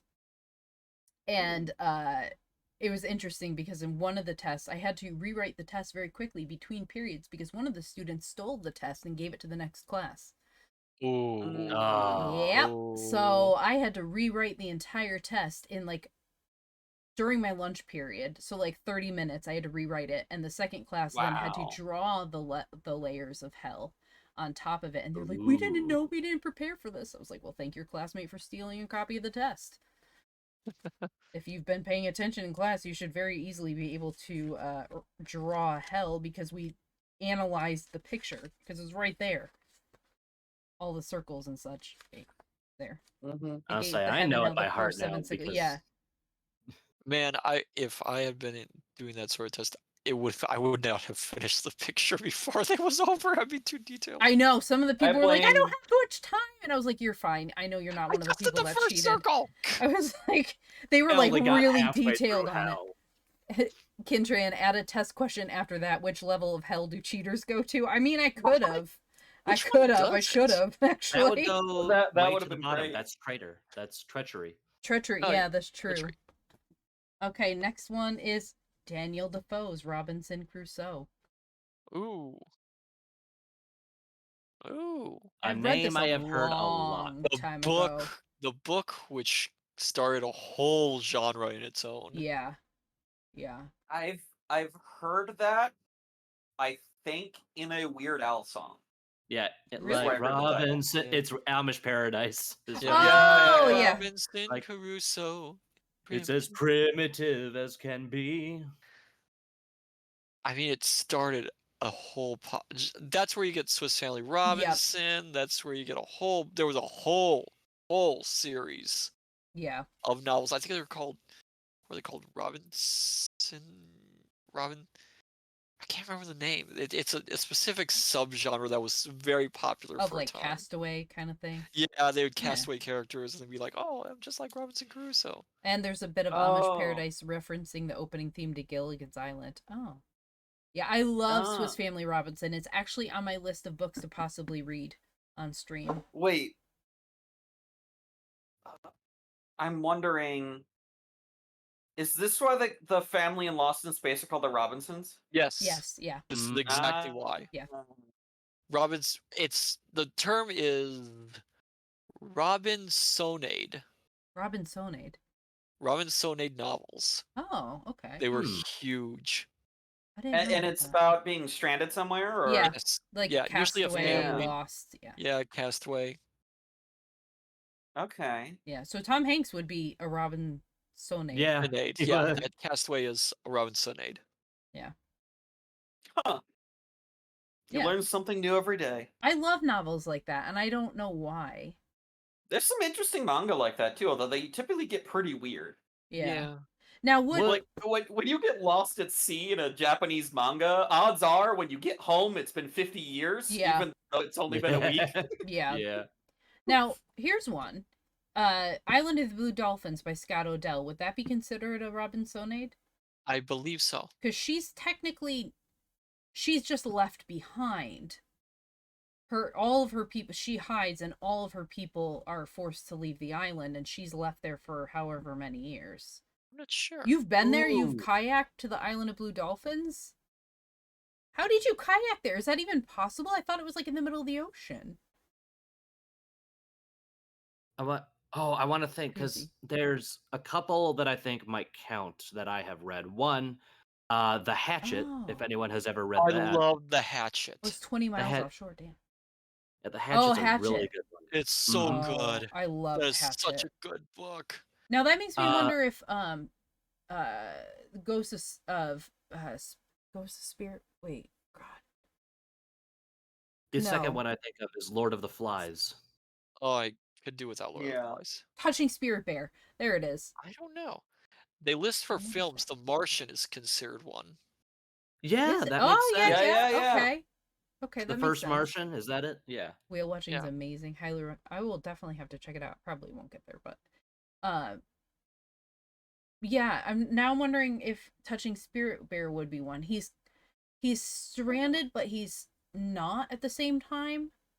It's about a spirit quest, right? It's kind of, yeah, Uh, he's got severe anger issues. He's attacked a kid at school, and his options are juvenile prison or the Klingit I can't pronounce it rightly. Klingit people are offer to put him on this like quest, and he's basically put on an island and he has to survive alone for so many months to like think of himself, like process his anger and think of himself, and he's like, I'm going to free myself and just swim off the island. It don't work like that for him, and he's mauled by the bear, but he I goes think through that that would whole count. journey. Yeah, even though he's put there, he's Mhm. still Even if, like, isolated. The method of you getting there is the thing. It's the whole survival in a True. desolate area that is kind of the crux of it. True. Bless you. Thank you. Which, by the way, if you ever read it, the book is phenomenal. I taught it. My students loved it. They loved Hatchet. They loved Touching Oh, Spirit Hatchet's Bear. good. Oh, Yeah. yeah. River- absolutely. The River is hit and miss. Yeah. I wasn't a huge fan of the sequel, The River. It was hit and miss. Yeah. Well, the Brian's sequel. Winter, I don't. I didn't read that one. I remember. don't think. I I didn't gotta read that reread them one. all. I Yeah. wish they would publish them all in one volume. Yeah. That would Yeah, be fantastic. I would buy a new copy of the Yeah. Hatchet. Mhm. The sequel I to wonder what Touching happened to Spirit my Bear is copy. horrible. Oh, is Ghost it? of Spirit Bear, it is horrible. To me, it reads like the publisher said, "Hey, this is really popular. Write another one." and the author didn't Oh. want to. I don't know if that's true or not. Maybe he did, but it was awful. My students, they were like, we want to read. I had students who don't like reading who were like, I want to read the sequel. I got it, I read it, I didn't give them my impression because I was like, I don't want to do that to them. They read it. Some of them didn't even make it through. They're like, this is crap. And I'm like, I know, it kind of ruins the whole experience of the first book.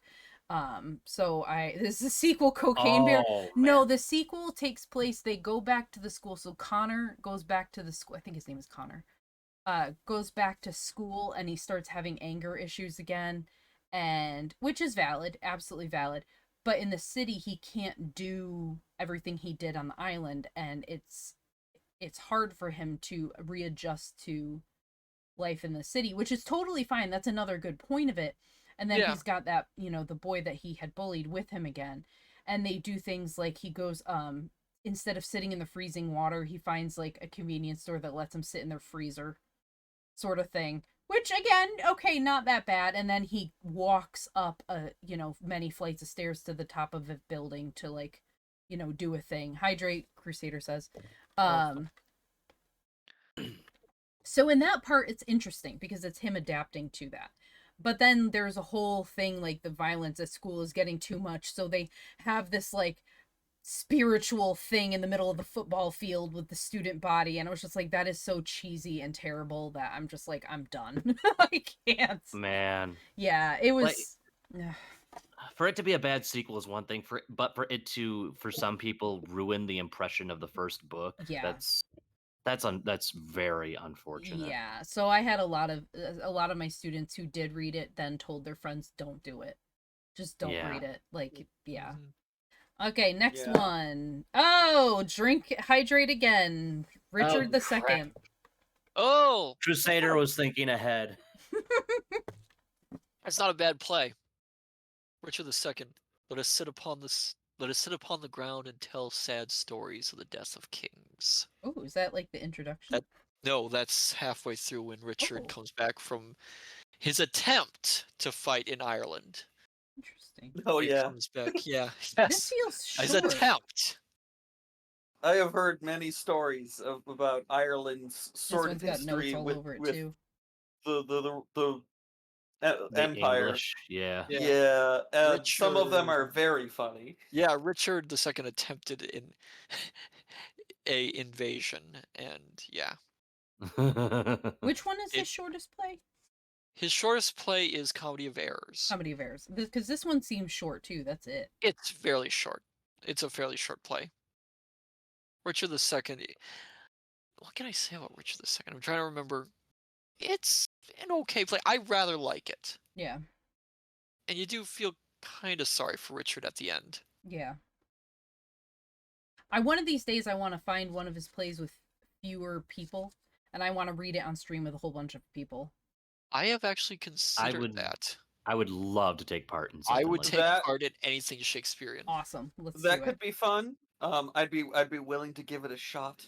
We'll just do a reading on stream. That sounds good. I'll figure out which one. Yeah. Not Romeo That's- and Juliet, dear God. No. No. I watched a very hilarious enactment of Macbeth over Discord, in which half the cast were committed to a bit of making it a comedy. Yeah. Well, like at least 3 of the people involved were not in on the joke, and it Oh, was very funny. I love it. That's one reason I asked, like, which of Shakespeare's plays did you think was the most, like, horrific, quote unquote?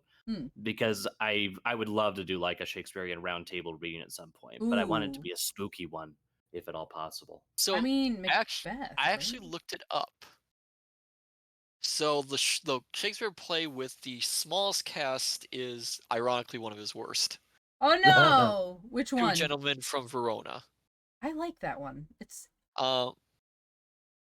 The one I was just looking up that a lot of people said you could double up though with The Tempest. I was gonna say I really want to do Oh. Tempest on my stream. Because The Tempest does not have a big cast. Right. And you can easily double up roles if necessary. I'm gonna make plans to do Tempest on my stream. We could all do one on our stream. I will happily I would join love that. in. I would happily Yeah. join in. Excellent. Good. So I'm going to do Tempest on my stream. Matsu, what are you going to do on yours? For a play? Yeah. Oh. We'll do table um, readings of Shakespeare. It'll be Oh, fun.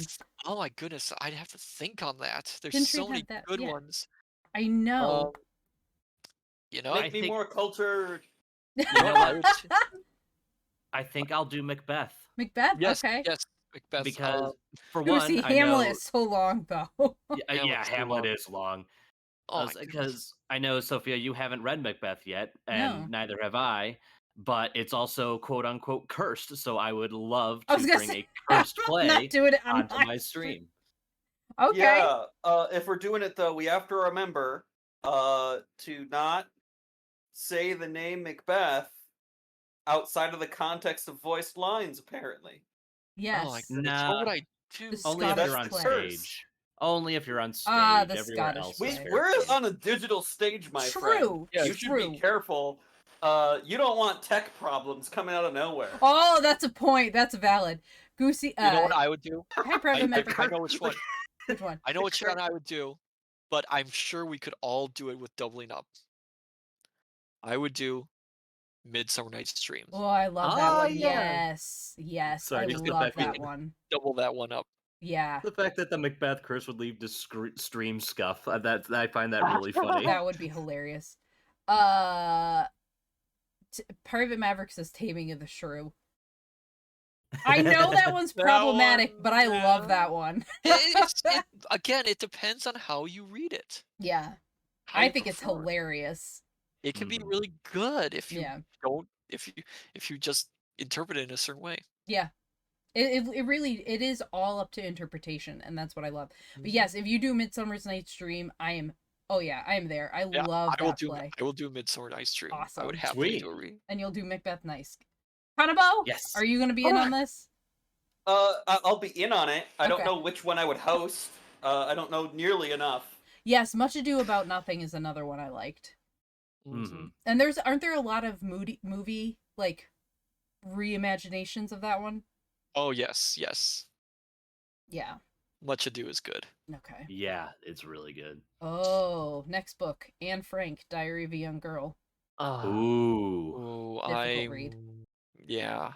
It's like Night by Elie Wiesel, another very difficult one. I once took a trip to Germany and I Really? had to visit one of those places and it Ha- had an had impact. to? Yeah. Well, it was part of the tour. Oh, I see. Oh. Okay. Yeah, and it had an impact, we'll just say that. Was it one of the concentration camps? Yes. Oh, which one? Well, no, it was a prison camp. I went to Dachau. Oh, wow. Mm, That had a huge impact. Oh, yeah. I'll say that. It was so whenever I read this sort of thing, it makes me kind of wince a little bit. Yeah. yeah. It's horrendous. Mm. Yes. We had to read this, I remember. This book. This And one, watch the movie version too. I gave my students the option to read this one. It was this, there were a couple other choices they had. I didn't make them all read it, partially because I didn't have enough copies. But some of them chose to. Some of the ones who chose to read it, I was very surprised by, because it is a longer, more difficult read compared to the others. But they had heard about it and wanted to. I remember that. Yeah, I remember that one very much. Yeah. Matsu, excellent pronunciation of the camp you visited in Germany. Yes. Oh, yeah. Again, I have a live performance of Much Ado on the Shakespearean Globe ready for movie night. Ooh, okay. Oh, cool. That'd be cool. Next one. The Faulkner. The Ravers? The Ravers? The Reavers? Reavers? Reavers? Ravers? That's a weird image on the cover. What is that? It's Reivers. Ravers? Okay. The REIV. There was a movie Oh version, my of course. god, this sounds hilarious. The scene Oh. is Mississippi. The time is 1905. And the action opens with a bang and a roar when three oddly assorted accomplices, A part Indian with a roving eye, a less than faithful black family retainer, and a canny 11-year-old white boy steal an auto and start a trip that makes LSD seem tame. Their first destination, a Memphis brothel. And that is just the beginning. Wow. Yeah, it's his last book. Is it really? Yeah. Is this It's- just The Hangover in 1905? It's Seems like it. 1962 it was written. And Faulkner scholars apparently dismiss it as a lesser work and ignore it. Interesting. Meet the Ravers. Reeve. Okay, it's Reeve. Take away by stealth or force, plunder. Reavers, so it's Reavers. Boone, he had eyes and hands for any woman and everything that wasn't locked up or nailed down. Ned, it may have Wow. been only in 1905, but he already had invented his own kind of black power. Lucius, he was a Huck Finn gone wrong, out to find out how much innocence he could lose before he was 12. What? Wow. Huck Finn gone wrong.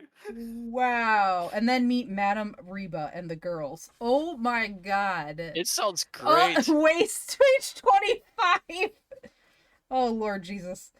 I'm curious. Where the hell is the first? Oh, it sounds great. With which equipment it could and did once, of which I shall speak presently, go as far as Memphis. Eh. Eh, Oh, but what comes before it is crazy. Oh, really? really? Yeah, okay, so I'll read the paragraph. So he bought the automobile, and Boone found his soul's lily maid, the virgin's love of his rough and innocent heart. It was a Winton Flyer. This was the first one we owned before the white steamer which grandfather traded it for when grandmother finally decided 2 years later that she couldn't bear the smell of gasoline at all. You cranked it by hand when standing in front of it with no more risk, provided you had remembered to take it out of gear, than a bone or two in your forearm. It had kerosene lamps for night driving, and when rain threatened, 5 or 6 people could readily put up the top and curtains in 10 or 15 minutes. And grandfather himself equipped it with a kerosene lantern, a new axe, and a small coil of barbed wire attached to a light block and tackle for driving beyond the town limits. Contrarian So the- 101. So the reason this book is usually looked down upon by Faulkner scholars is for 2 reasons. One, because it is a pretty straightforward story without any sort of like experimentation or literary exploration. And 2, because it's more lighthearted. It's a fairly lighthearted story. Gah, how dare they not be sad? I'm glad it's not the sentence before it is not the complete on page 101 because I wouldn't be reading it because of the language. Wow. No, because of the Yeah. language. Whoever is reading it cuts off the person before them and says, or spending 5 minutes talking into a wooden box just to drive crazy another poor, ignorant country bastard that ain't done nothing in the world but steal an automobile and now a horse. Okay. I was reading the summary. It actually sounds like a pretty good book.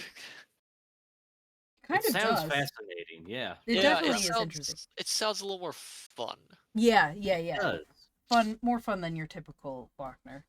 Yeah. Oh, Dickens! Oliver Oh, Twist. which one? Oliver Twist? What a Ooh. twist. Oliver Twist. What a twist, yes. Ooh. I was in a production of Oliver once. Really? Were you Oliver? Yeah. I know I was an extra.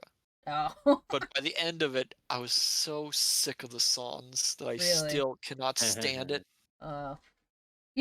It's interesting because Dickens, when you reread him later after you've been forced to read him, is so give it the old Oliver Twist. TT. It's so I was forced to read Great Expectations in school. I have a copy of that. And I hated it. And then I tried reading, I found a really gorgeous copy in a book sleeve, or in a bookcase, years ago, used. And I went, oh, I'll buy this and add to my collection. And I tried to read it again and I couldn't. Well, then I decided I'm sitting down and I'm reading this book. And let me tell you, the older you get as a woman, the more you sympathize with Miss Havisham. Mm. I was like, fair enough. Like, I loved it by the end. I was like, oh wow, this is actually fantastic. I really want to read David Copperfield. Oh, I loved David If Copperfield. only because of the fact that Charles Dickens wrote that without an outline. Really? Yeah, he just sat down and started writing. That's interesting. Interesting. Yeah. Yeah. I remember my first introduction to David Copperfield was a movie version where the characters were cats. I think. Oh, Do you know which one I'm wait. talking about? Oliver and Company? Oliver No, Company's Oliver no. It wasn't Twist, Oliver and so- Company. It was literally called David Copperfield. Now I need to bring up my keyboard to look it up because it was like, wait, what? Let me see. David. That's actually a startling coincidence that both movies featured cats as the leads. Be right back.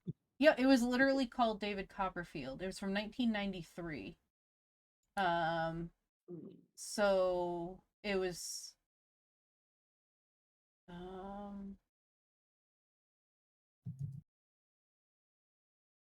yeah, it's oh, Howie Mandel was one of the voices. Oh, wow. He played Mealy, the dog. One of the dogs. Interesting. It was I'm gonna link it in so you could see. Oh my god, here's the full movie on YouTube. Oh, I need to see this. Here, I'm gonna just randomly copy this link in. It's obviously not the best, but Oh, from there it is. 1993? Yeah. I remember watching this and loving it. Wow, that's a really terrible quality, but it's fine. Oh, yeah, that's definitely a rip. Yeah. But I mean, I loved that one, and I think that might have been my first introduction to Dickens. Interesting. Actually, no, not my first, because my first obviously was my first introduction to Dickens was the oh my god. Oh, wow. Matsu knows because it's his favorite as well. He'll be back in a second. Yeah. Interesting. Joseph Marcel was also in that one. Oh, okay. Best known as the butler from Fresh Prince of Bel-Air. Yup, okay. Oh my god, why is my brain just shutting down and I'm picturing it too? Albert Finney. My first introduction to Dickens was Albert Finney's Scrooge. Oh, yeah. Yeah, that was my first introduction to Dickens. And then David Copperfield, this would have been the next one. I'm sorry, I'm back. That's okay. I was just talking about It's okay. Albert Finney. Okay. Because I was saying how I thought the David Copperfield was my first introduction to Dickens, the cat one, but it's not. It was actually Albert Finney's Scrooge. That was my first introduction to him. So, and then I remember watching that movie. Very distinctly watch it. Remember it. It's a good movie. Yeah. Okay, next one is Edward Bellamy's Looking Backward. I don't know this one. Me either. A curious cover, too. Yeah. Hammocks. It seems like it says, okay, so the hero is anyone who has ever longed for escape to a better life. The time is tomorrow. The place is a utopian America.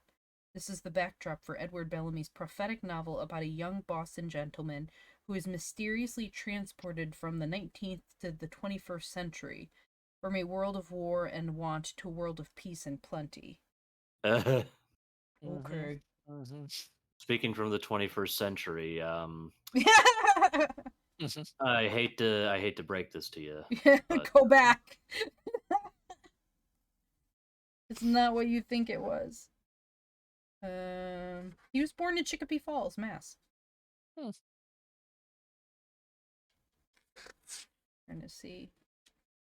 A few especially. Oh, looking backward, 2000 to 1887. I wonder, it's interesting because he wrote this he was born in 1850. So it'll be interesting to read. Yeah, it didn't age well. It'll be interesting to see what inventions he has. Like what predictions for the future that Yeah. Sci-fi is Yeah. always interesting that way. Yeah. there are some that like oh shoot, what is it? I forget the name of I think it might just be iRobot. I think the original sci-fi novel Ye- uh yeah. that Mm. predicted tech that like makes a lot of sense but would be like Have insane fun, to try and Lorelai. make happen.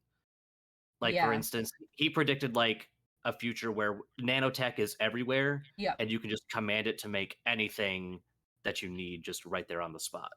Yeah. Yeah. Mhm. It's insane. Well, like, there's what about the political book? It Can't Happen Here. Oh yeah. That one's horrifyingly prophetic. Yeah. Oh, a lot of dystopian sci-fi is. Yeah. Very much. Yeah, so. but that one's I mean, really Yeah, spot you on. extrapolate capitalism enough, and it's pretty obvious where we're going. It's just Right. not enough people are trying to stop it. Yeah. Yep. The Cold War really wasted a lot of time and technology on destruction that didn't happen.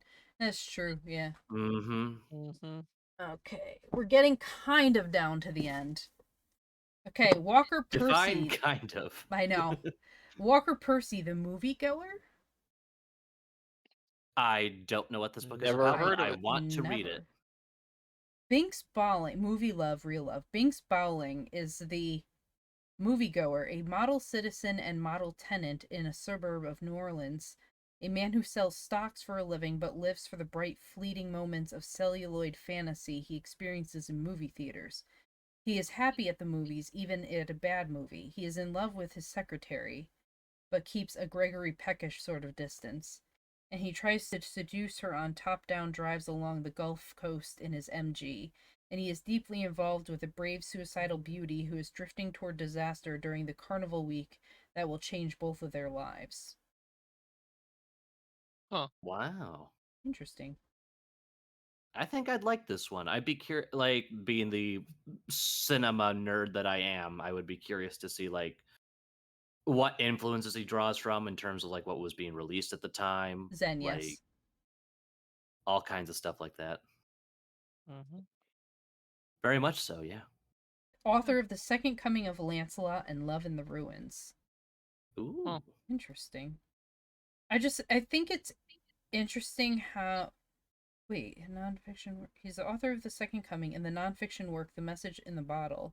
His novels Last Gentleman, Lancelot, Lover in the Ruins, and The Moviegoer, which won the 1962 National Book Award. Oh, so this won a National Book Award? Huh. Sounds like it. Dang. Interesting. Interesting. I'm gonna have to check it out, I guess. I'm not familiar with him at all. Which is interesting because it says like one of the finest writers of the generation. Another very slim book, Stink the Bismarck, Oh. C.S. Forrester. Oh, that book. Have you read it? No, I've seen the movie though. Oh, it is a movie. Yeah. It is a movie. It's not a very action-packed movie, No. but it's an interesting film.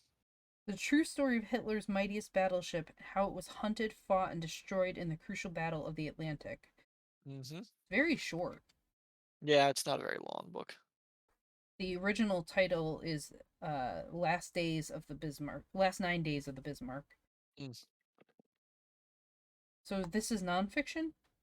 It's Or is it historical fictionalized? fictional. Oh, Historical okay. fiction. I didn't know. Okay. Illustrated with maps. I love books that have maps. Oh, especially if it's Maps like a are pretty world great. that's tough to navigate, yeah. Yeah. Mhm. I forget which book. Oh, I think it was. If anyone's ever read the Guardians of Ga'Hoole series, I remember that I've heard of it. series. they had maps of at least even portions of the world where the stories would take place, and those came in handy because I was like, okay, where the heck are the characters now? And I'd Random take a bookstores look. It's can- like, oh, interesting. Oh, somebody random bookmark with shamrocks. Aw, Okay. It's a that's romanticized cute. historical fiction. Next book. Must have been read on St. Patrick's Day. Drink. Shakespeare's What? Hamlet. Shake. Hydrate. Oh God. I like Hamlet. So. It is one of my, I think, Ooh. so far one of my favorite I plays. didn't well, do it's it. a masterpiece. I mean, the only film version worth watching in full is Kenneth Branagh's, and we talked about that last time. Yeah.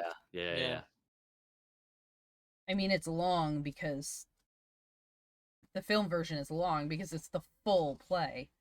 Yeah. Mm-hmm. The entire thing, no abridging. No abridging, yeah. Love it though. I mean, what we've Oh, already yeah. talked about it, so there's really not much more to say about that one. It's not a lot, just to say that we still love it. Still love it. The Collector, John Fowles. Ooh. Oh, Another John Fowles. Yeah. huh. Ew, it's Yeah. got collector of like cut off hair.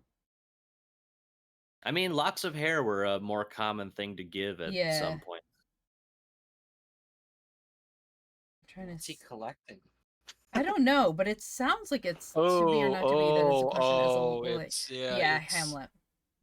a collector is In this superb novel, evil has seldom found quite so many excuses for itself and seldom been so sinister. Ooh. Ooh, as marked and original as you are likely to read since The Bad Seed or Psycho. Mm-hmm. Okay, Ooh. so this is about like a stalker or a serial killer. Well, does it give a description, or should I read what the description is? It for doesn't really give us a The plot description. follows a lonely young man who kidnaps a female art student in London and holds her captive in the cellar of his rural farmhouse. Ah. It follows both the Ooh. perspective of the captor and that of the person who he kidnapped. Wow, that I'm gonna have to move up to my list. That is definitely a horror novel. Dang. Yeah. When was it Interesting. published? Do we know? 63. Dang it. Yeah, nope, sorry. Can't read it on stream. I know. When she was Sounds home awesome. from her boarding school, I used to see her almost every day sometimes, because their house was right opposite the town hall annex. She and her younger sister used to go in and out a lot, often with young men, which of course I didn't like. When I had a free moment from the files and ledgers, I stood by the window and used to look down over the road over the frosting, and sometimes I'd see her. In the evening, I marked it in my observations diary, at first with X, and then, when I knew her name, with M.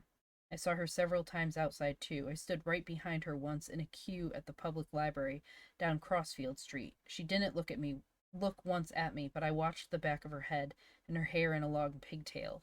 It was very pale, silky like brunette cocoons. All in one pigtail coming down almost to her waist, sometimes in front, sometimes in the back.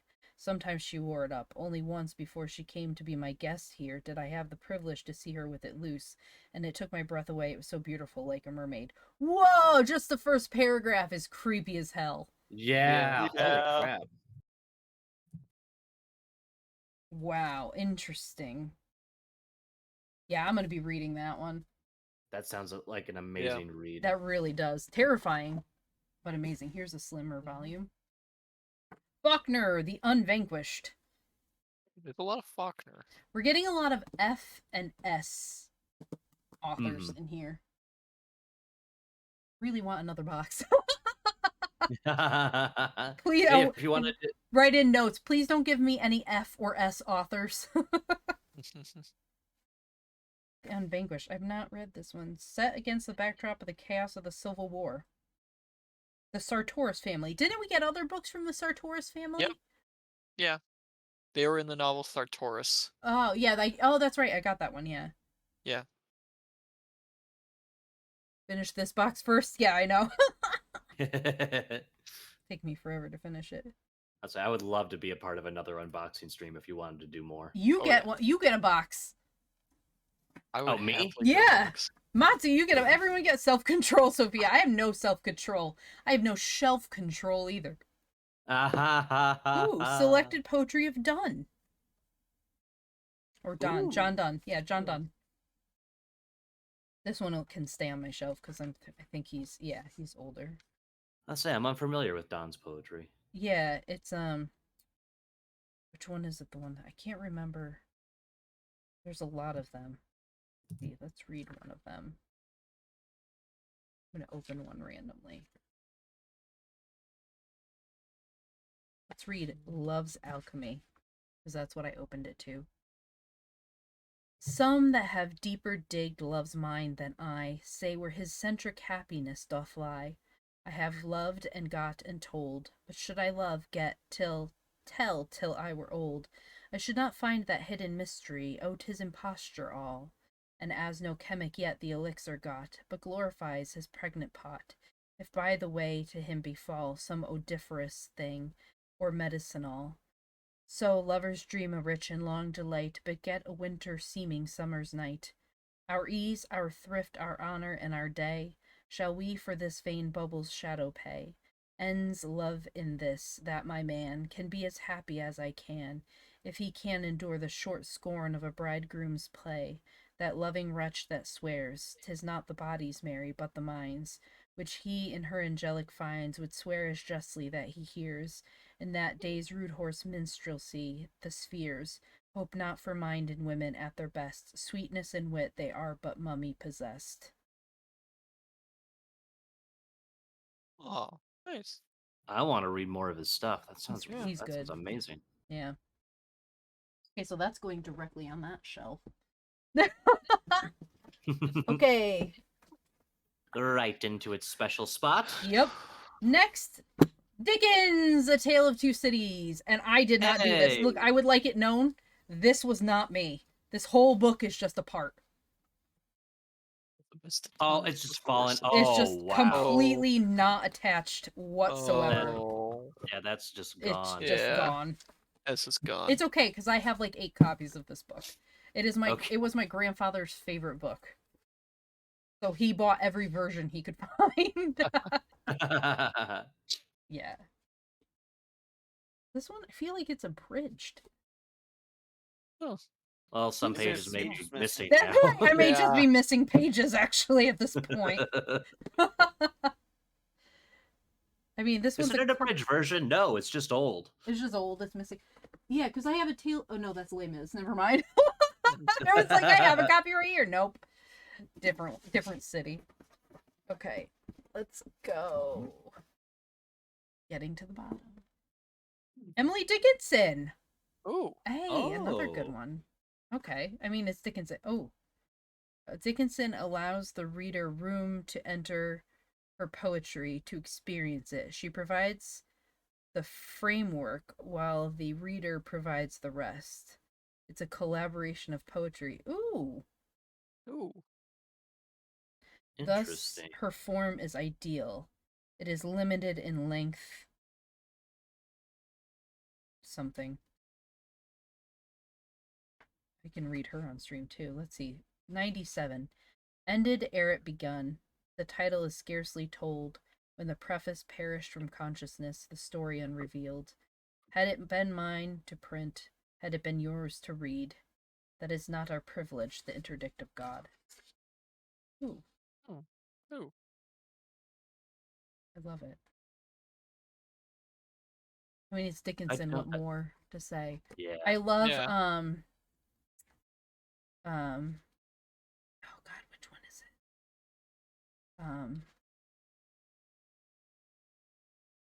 Oh my God, I used to have it memorized, and now my brain is like, psht. I'm nobody. Who are you? Are you nobody too? There's a pair of us. Don't tell. They'll advertise, you know. I had that on my first the first shirt I made for my model had that poem on it. All over That's it. a good poem. Yeah. How I'd wear that dreary on to an be actual somebody, how public like a frog. To spend your day something to an admiring bog. Let me see if I can find it in here. Nobody. Why is it not showing up index of first lines? Does it not have it?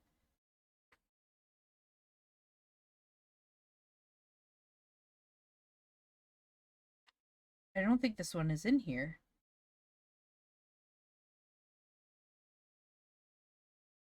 Wow. Because it's not...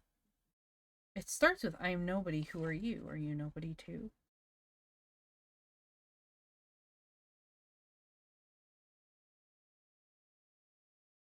Wow. I don't think this has all of her poems, because that's like her most famous one, and I don't see the first line in there. For my other cousin. Bye, Julian. We went from Dickens to Dickinson. Yes, Darth. Yes. It looks like it was the best of times. It was the worst of times, Crusader. And next is, Lady Chatterley's Lover, D.H. Lawrence. Oh, this is a risque cover. Oh, this is the unexpurgated 1928 version. Oh. Ooh, that's a nice cover, actually. Yeah. So this book has interesting history.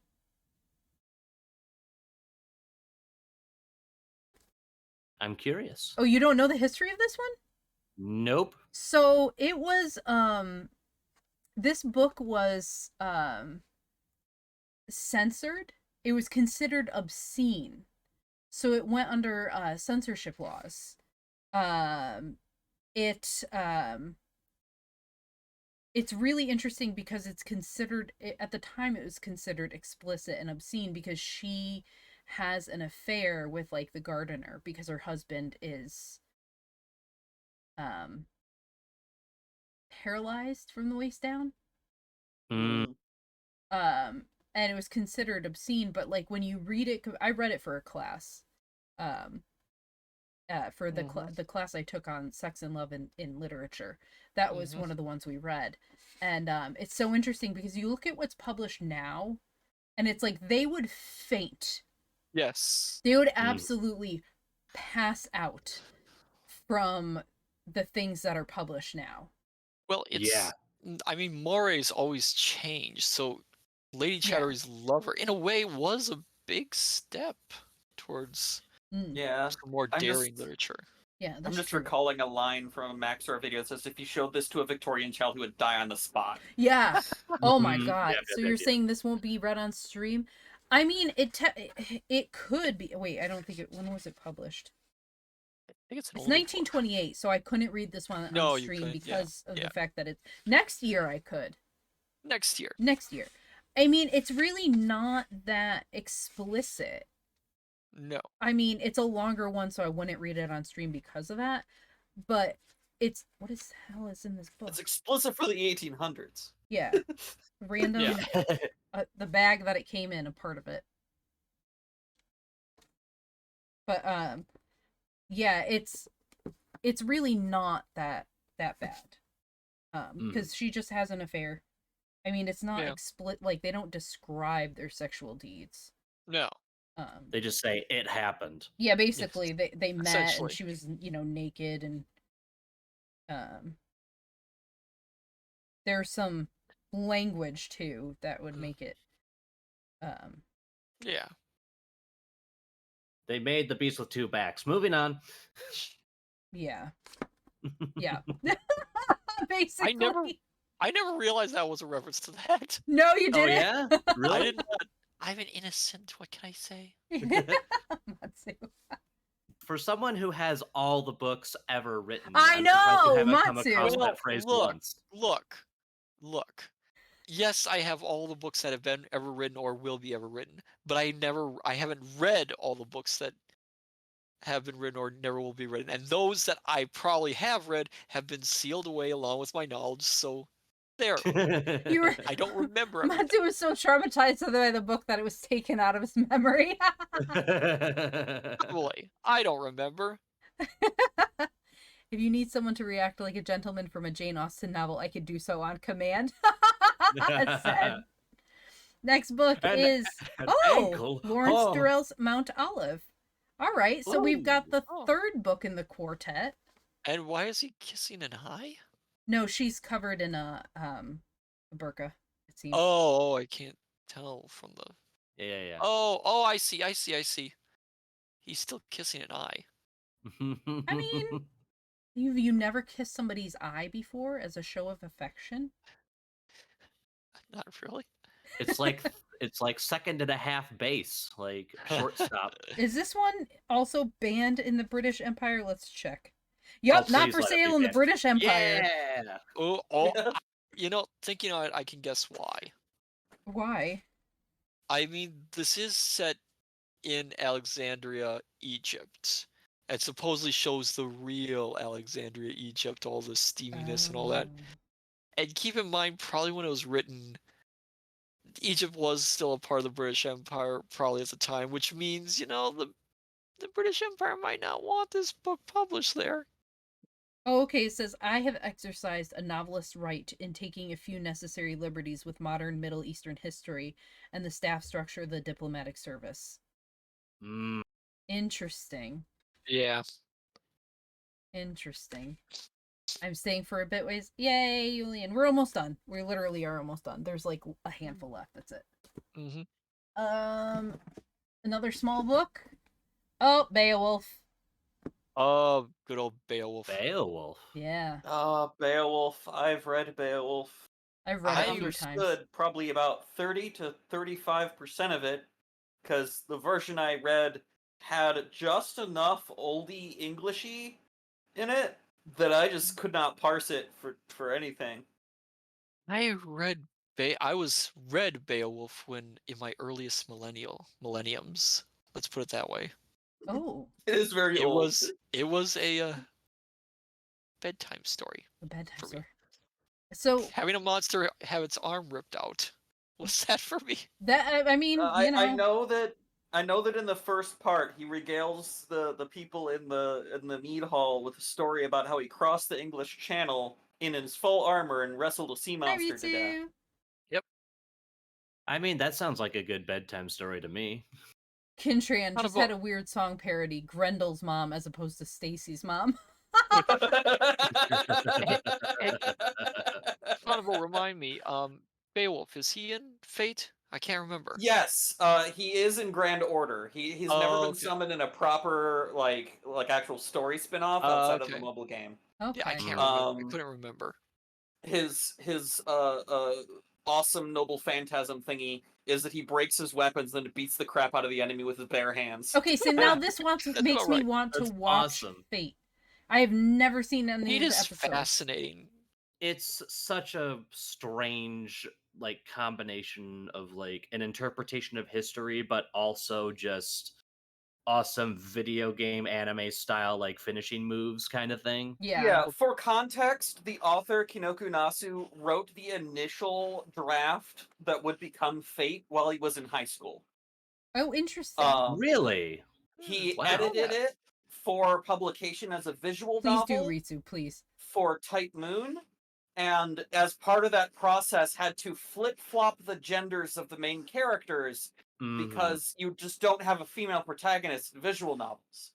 So that's why King Arthur's a girl and the main character's a guy. Oh, okay. Because I the wondered original about that. the original Fate prototype was about a woman, a girl who summons King Arthur, who becomes her knight in shining armor.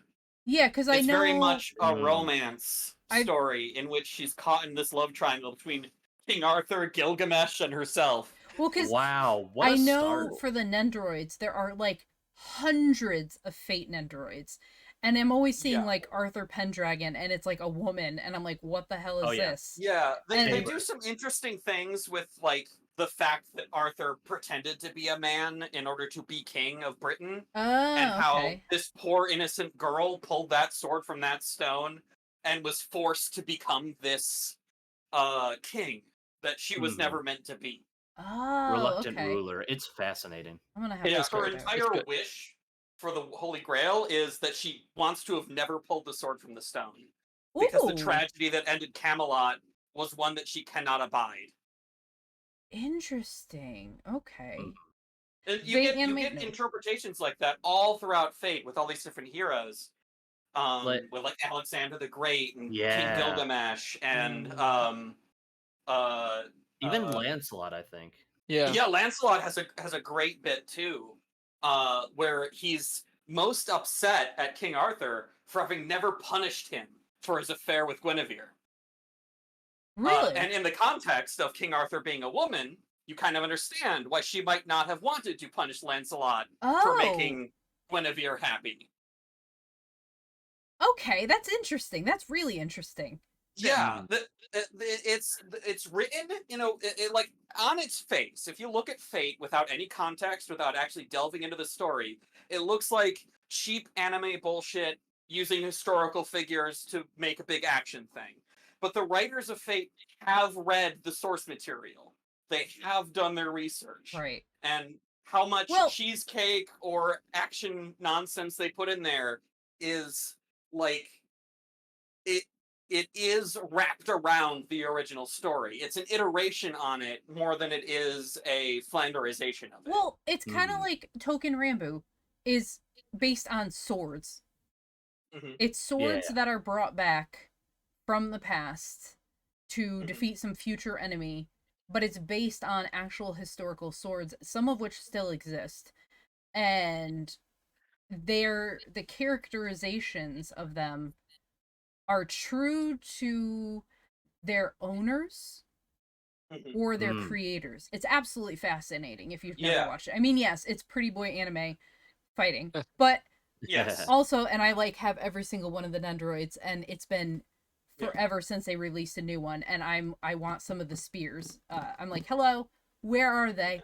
But like, it's really interesting because some of the relationships between the swords, and the characters mimic what's actually historical or is assumed to be what's been recorded as historical, which may not necessarily be 100% true, Right. but There's which actually goes along with it. there's actually some cool things about that in Fate as well. For Really? instance, in the original Fate Stay Night, the assassin class character is Sasaki Kojiro. Okay. But his whole deal is that Sasaki Kojiro never existed, or at least never existed in the same time as Miyamoto Musashi. It's all Yeah. a fabrication. Yeah. But because people believe that legend, someone who resembled greatly the character was enshrined in humanity's collective consciousness as Sasaki Kojiro. Oh. So he can be summoned as a spirit, a wraith, that resembles that character and fills his role and purpose, Okay. but does not possess his history. Okay. Mm. In the same way, there's Frankenstein's monster, Sherlock Holmes, James Moriarty. Okay. These characters are also summonable, some of which never lived. Okay, that's kind of like in Bungo Stray Dogs. You have Yeah. these the characters as Dazai and everything, but then you also have like some of the American counterparts are like, I think it's like there's like a Tom Sawyer. Yeah. So it's like it's not just the authors, but the characters show up too. Yeah, Mhm. there's also the mix. Like, you get Elizabeth Bathory being summoned as Carmilla, Oh, or okay. Ooh. like Vlad Tepes being summoned with a magical power to transform into a vampire. And his wish for the Ah. Grail is for the novel Dracula to have never been written. Wow! Wow! That's Because wild. he's a good Christian king. He would never. That's blasphemous. Mhm. He hates it. He hates it so much. Oh my god, I love it. I need to check it out now. I didn't realize it was that intriguing. Okay. Next book, speaking of characters like that, Dr. Jekyll and Mr. Hyde. Again. Oh, We got one last Again, time, yeah, right? this is a sequel, a second time Ow. sequel. With a introduction by Nabokov. Who? Not sure how I feel about that. One of the Vladimir Nabokov, Lolita. Oh. That is one book I regret reading. I've never really yeah. regretted a book until, and I never finished Lolita. I was so grossed out by it, like not even halfway through, that I was like, no, I don't, and I regret reading and attempting that book. It was horrible. It's just, and that's the problem. It's so well written that it's horrific. Mm-hmm. Mm. Yeah. Zen made a good point. I do have a subscription. We should do a Fate movie anime night at sometime during the week. Oh god. Oh, I mean, interesting. you guys can feel free to use the server and watch stuff like that anytime, even if I'm not there. I mean, I do. Oh. Oh my god, my dog's barking. I don't know why. Okay. Next one. What the Tennessee Williams, The Glass Menagerie.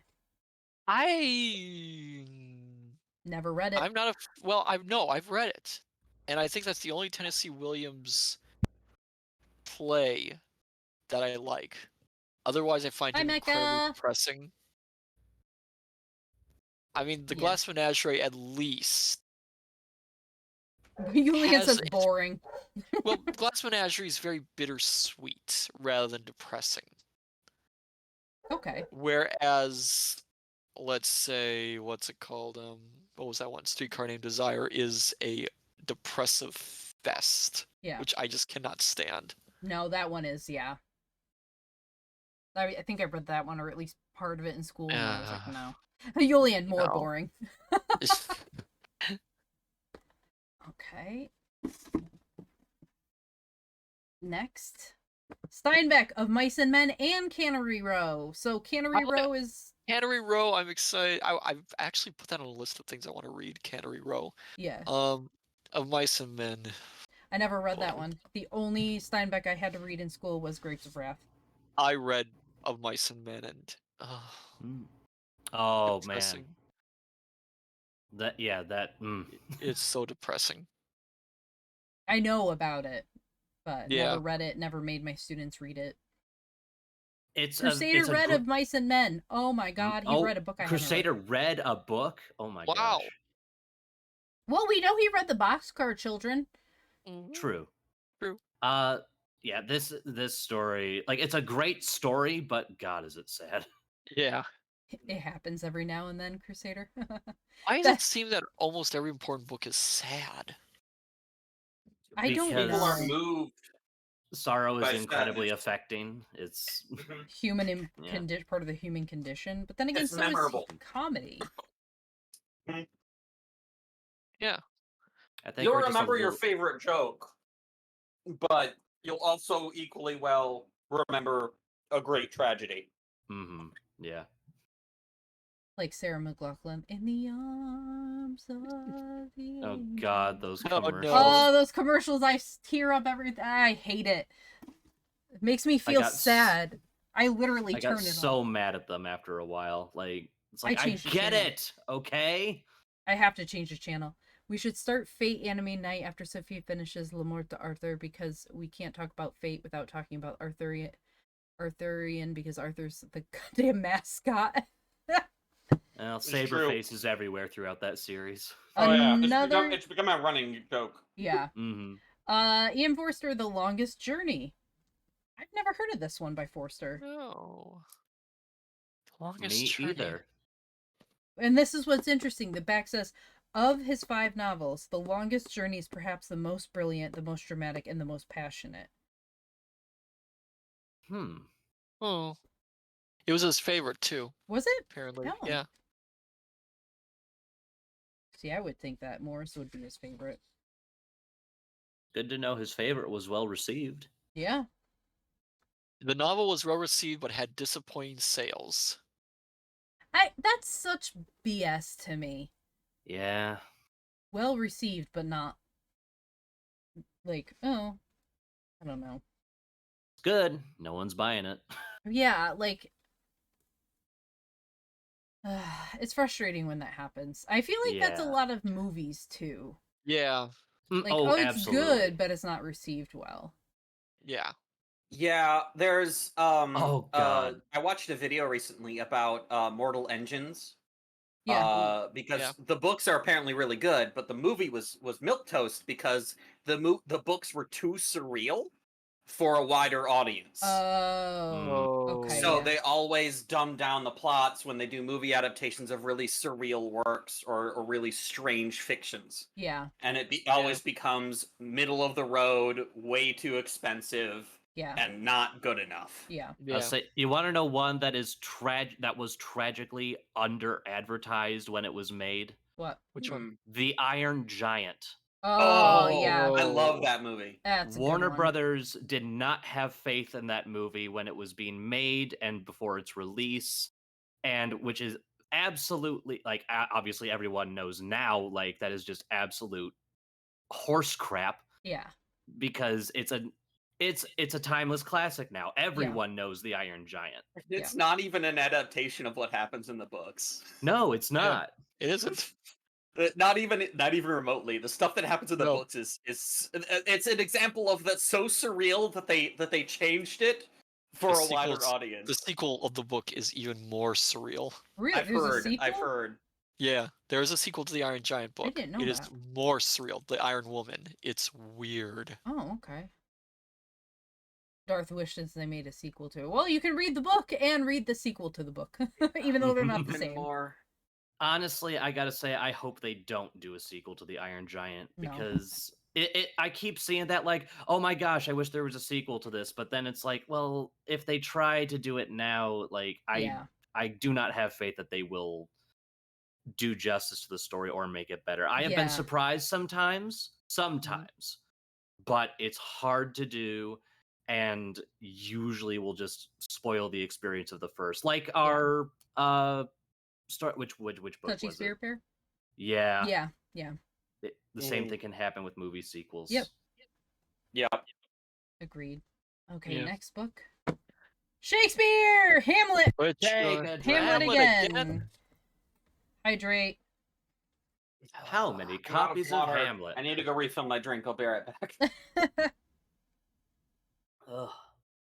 I'm gonna be well hydrated today at least. I've had so much of my latte that I'm gagging now. It's like lukewarm at this point instead of iced. Terrible. I mean, nothing more to Lukewarm say about latte. it. We've already talked Yeah. about it. It's Hamlet. It's Hamlet. It's a Hamlet. classic. It's good. 1, 2, 3, 4, 5, 6 books left. All right, here we go. Let's end on a high note. The Town I by hope we- Faulkner. Oh, Or A Faulkner. novel by the Snopes family. Huh. This book looks like it's been unopened. The second volume of Faulkner's trilogy about the Snopes family. Huh. The Hamlet is the first one and the Mansion is the second. The mansions. I thought they said this one was the second. This is This the is the second. The second. first one is Hamlet and the successor to this The one first is one's the Mansion. Hamlet? It's called The Hamlet. This is a sequel to Oh. Hamlet? No, the Hamlet. So it's called the first one is called the Hamlet, the second one is called the Town, and the last one is the Mansion. Okay. Yeah. Again, I had no idea this existed. Gotta love some Faulkner in your life. Yeah, we've gotten like all of Steinbeck, all of Faulkner, all of Shakespeare at this point. You get tired of one Interesting. copy of Shakespeare, you got another one you I've can got just another pull. one. I don't like this copy of Hamlet. Switch to the other one. Okay. Next one is Daphne du Maurier's Jamaica Inn. Ooh. Good one. Made into a film by Alfred Hitchcock, who hated making the movie. Real? Then why did he make it? Well, Money. studio. Remember, he was under contract to a studio. He has to make a certain amount of movies assigned. Yeah, he wasn't a fan of the film mostly because Charles Lawton took over the making like halfway through. Oh, really? That was Charles Lawton for you. Interesting. Okay. To make it in though, I kind of do want to look into this story. You know, It's I mean, it's smugglers. yeah. A woman to love, a place to avoid. Here's another story of life, death, and treachery by the master hand which created Rebecca, Frenchman's Creek, and the King's General. Daphne du Maurier tells the story of beautiful Mary Yellen caught in the web of a mysterious and evil profession. She uncovers the secrets of her brutal uncle, of her ghost-like aunt who once had been beautiful, and of the albino preacher who rides the moors at midnight. She learns of the false beacon lights that lure ships to the desolate Cornish coast, and finally, among a sinister group of thieves, smugglers, and murderers, she discovers love. What did I miss? What didn't you miss? Yeah, so we found the F and S sections at Book by the Foot are in the same area. Yep. Yep. The Yep. the other thing I know about the movie is that Robert Newton is in it, who Oh, played, okay. of course, Long John Silver. and he uses the exact same accent in that film because it's just his normal accent. That's his acting voice. It's Hold just him. That's his accent in every film. Oh my god, that's great. Okay, next we have Daphne du Maurier's The King's General. Which we just heard about, apparently. Yeah, I think it looks like this is part of the same series. I think it's... Look at the Definitely covers. looks like it. It kind of... Where is it? Yeah, it's the same publisher. It's got the kangaroo as a thing. I can see what they're Pocketbooks. using to Oh, it's sell pocketbooks. these. I can tell what they're using to sell these books. Boobs? Yeah, kind of obvious there. In this one, yeah. She's like, oh, look at my chest. Thrust it out a bit. There we Yep. go. We've got to get... That guy, the guy that married us was an albino deacon. Oh, interesting. A romance of 300 years ago. Menabilly stands bare and desolate on the Cornish coast, its ivy-covered walls hiding the secret which two people carried to their graves.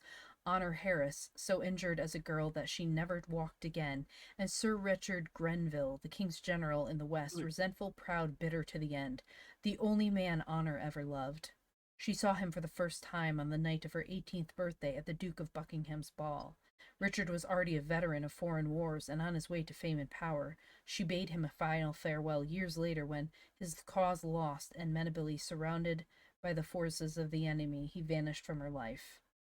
Here is Du Maurier at her best, the swashbuckling action of Frenchman's Creek, the suspense of Jamaica Inn, the romance and drama of Rebecca. Well, that's an interesting front cover. Yeah. Hey. Yeah. Set during the Civil War. What can you say? Is it? English Civil War. Oh, okay. I was like, wait, what? Wait, where There's did... a lot of How did Civil my War model in just history. collapse like that? What the hell was that? What happened? You I were don't so know. perplexed that it just I just broke. Okay, so we're down to our final three, I think. 1, 2, 3. Last 3 books. Let's finish That's strong. great. books. Please, no Let's go. Shakespeare. Please, dear God. Not more Hamlet. Howard's End, Ian Forster. Again. Again. Can I please get Morris? Yeah. Oh, that's the movie. That's a movie cover, yeah. That's a screenshot Movie from the cover. movie. For Merchant Ivory 1981, I believe. Productions. Yeah, 1981, I believe. Anthony Hopkins and Vanessa Redgrave. Mhm. Anthony Hopkins. Holy Yeah. crap. I'm actually wondering with how many F's and S's we're getting.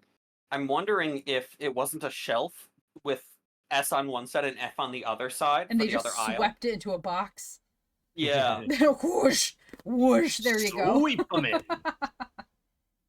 They're all facing up, though. They're quite neatly packed. I mean, they probably took them off and stacked them neatly, but Oh, yeah. Emma Yeah. Thompson? I'm not sure if she's in it. Quite I just possible. imagine them taking like whole like stacks like horizontally off the shelf and just flipping them vertical and just stuffing them in the box. Yeah, Like, that's Right. very well. yeah. That's what Yeah. I'm picturing too. Next one is Frankenstein, Mary Ooh, Shelley. hell yeah. Ooh. Yes. yes. I love the people who are like, oh, these students today, they think that, Frankenstein's a monster is a sympathetic character. He is. Yes. He Yeah. is. That's The- the the whole best- point. The best thing about Frankenstein's monster and Fate is the character is like unable to speak properly because they're in the berserker class, but Yeah. they always have whenever they get the opportunity in the extended fiction, they always write them as being very well read and knowledgeable, but like Mhm. internally monologuing Yeah.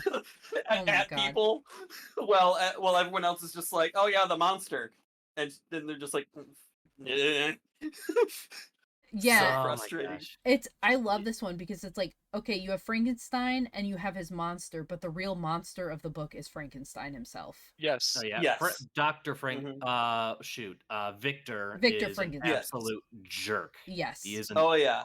He's All absolutely the- horrible. very nearly irredeemable. Mhm. Mhm. Yeah. Oh my I gosh. even wouldn't even say one even redeemable in part. Like in full. Mhm. Just parts. I remember. I was reminded again about the play version I was in. Did I ever mention that I was in a play No, version? of you Frankenstein? didn't. A Yes, I was play in a- of Frankenstein. I was in a love- play version. There were several interesting things about this play version. One, I was playing like 7 different roles. Oh my god. Not the monster or anything. I was an extra. Oh, okay. 2, this adaptation only had the monster ever on stage when Frankenstein himself was on stage. Oh. Never ever Oh. was he seen around anyone else. Ah, Interesting. And an 2, interesting. yeah. Yeah.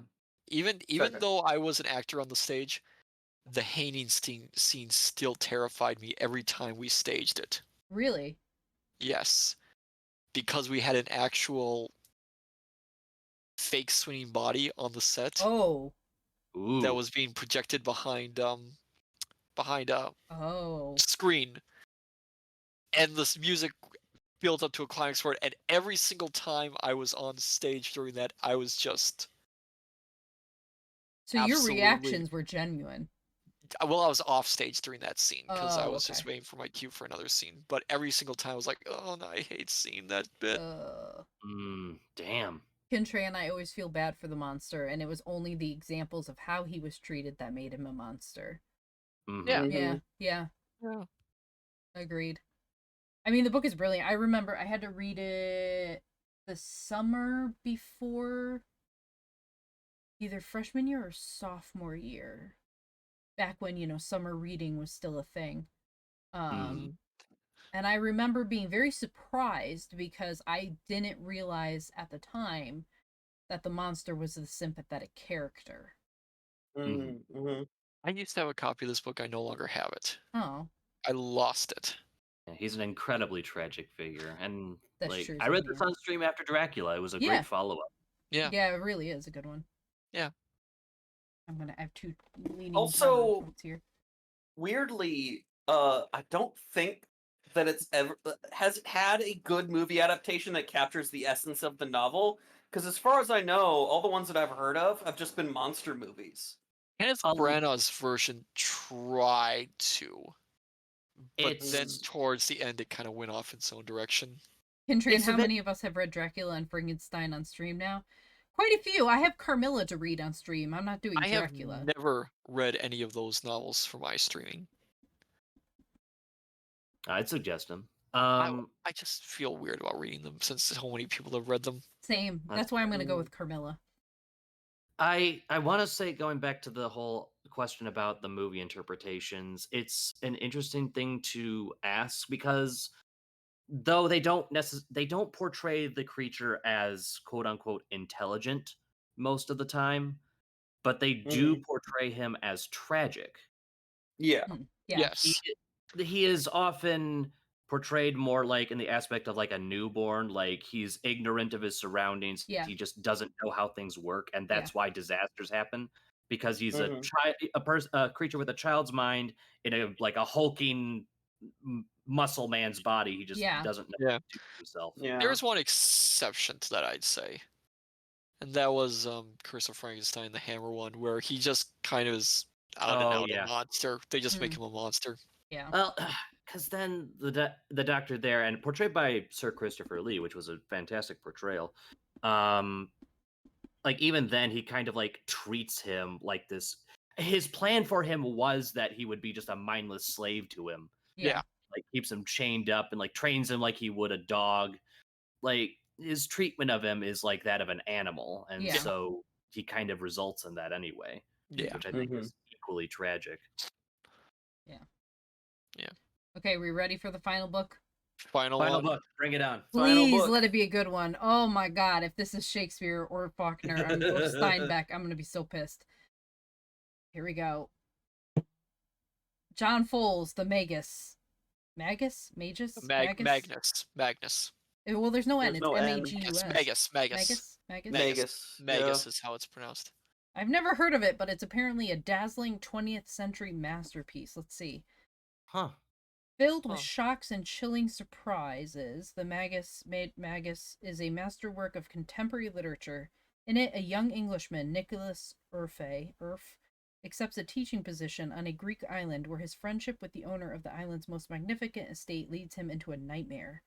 As reality and fantasy are deliberately confused by staged deaths, erotic encounters, and terrifying violence, Erf becomes a desperate man fighting for his sanity and his life. A work rich with symbols and conundrums and labyrinthine twists and of events. The Magus is as thought-provoking as it is entertaining, a work that ranks with the best novels of modern times. And yet there's still not, it's not published anymore that I've seen. Huh. What is this word? Where's Goosey? Goosey, have you read this one? It looks like a long one. It does. It is. It's a very hefty book. Page 250. Okay, here we go.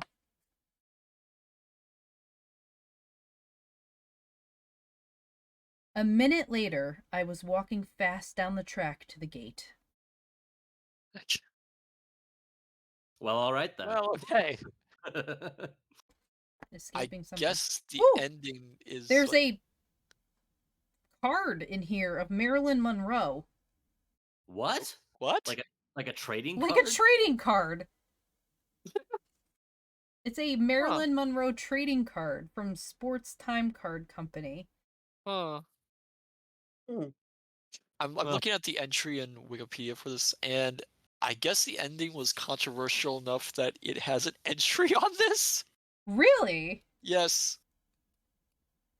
I won't spoil the ending, but all it says is the ending was one where he left it up completely to the reader and refused to answer any questions on Wow. what the result was. See, I'm okay with that. I am okay with that. So Because much then I so can that take my happy ending. yeah, so much so that when anyone ever asked him, he would always switch his answers back and forth between two different. Oh, now see, I Hates. like that. I like that. I like stuff like that too. Let me see. Interesting. But you said before, yeah, I did.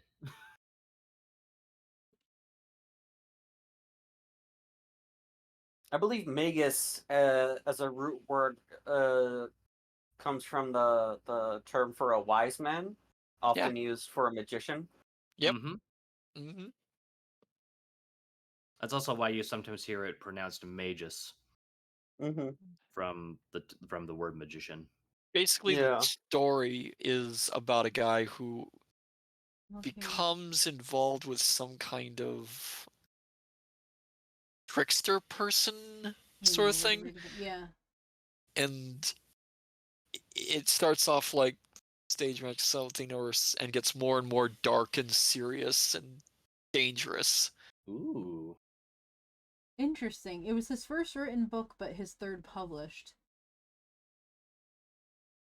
Yeah, sometimes that happens.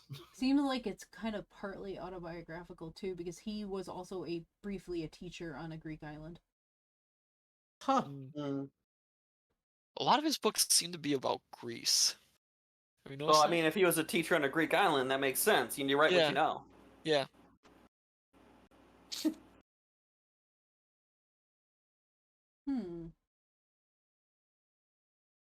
Interesting.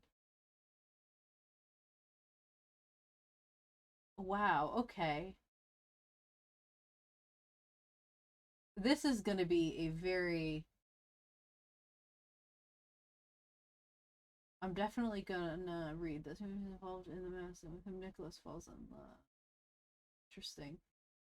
I'm definitely gonna have to read this one because it seems very... It looks like there's something about...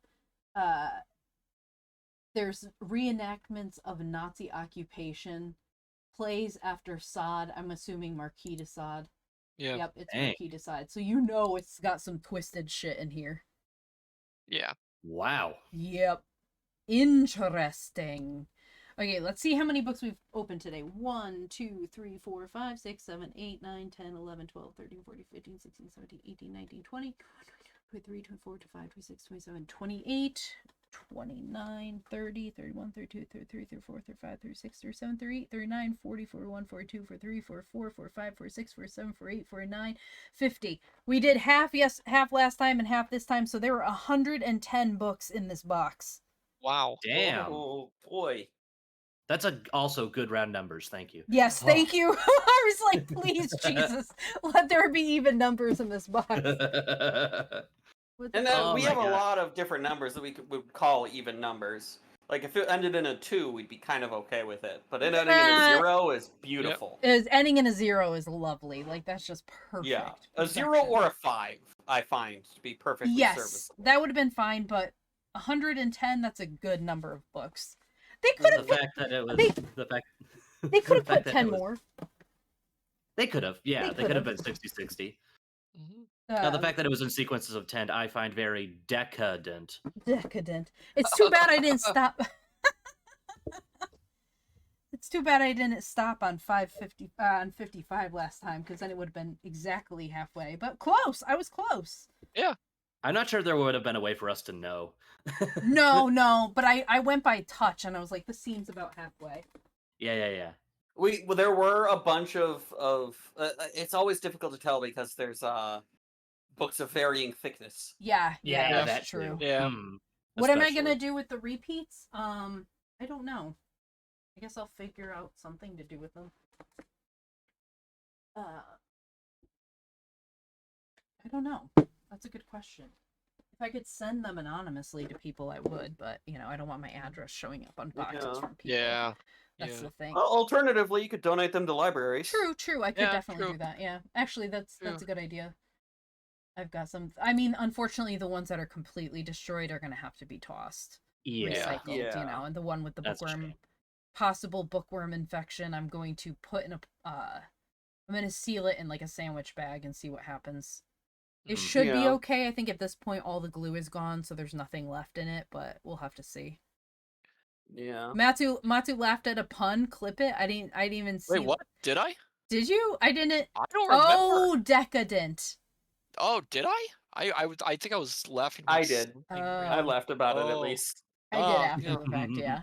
Did I? I can't remember. I'm in my own little Oh. world right now. I'll take the win. I'm busy It's a hunting win down for half everyone. the books that we talked about, just see what copies I can find. Yeah. I'll say I ordered a few we talked about. I'm Yeah, I'm Really? Oh, excited to excellent. read some of this. I've added Yeah, to a list Cannery Row and the Reavers. I want to Re- get copies of those. Yeah, I'm excited to read some of these. I definitely the collector is on the top of my list right now. Let me see. I ordered It Can't Happen Here, The Collector, and The Moviegoer. The movie. Ooh. Okay. Ooh. We'll have to do a little book club when we're done. How did Yeah. you find that book? Yeah. Mhm. I'm surprised the Faulkner ones really are interesting me. Yeah. Interesting. I can't talk. They're interesting me. Does that sound proper? I can't. They're Interesting, interesting to me.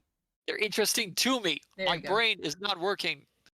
They I interest understand you. how Yes. you It's feel. a lot of books we've been through. Oh my god, between the two streams, we've been like 6 hours of discussions of books. Yeah. Yes.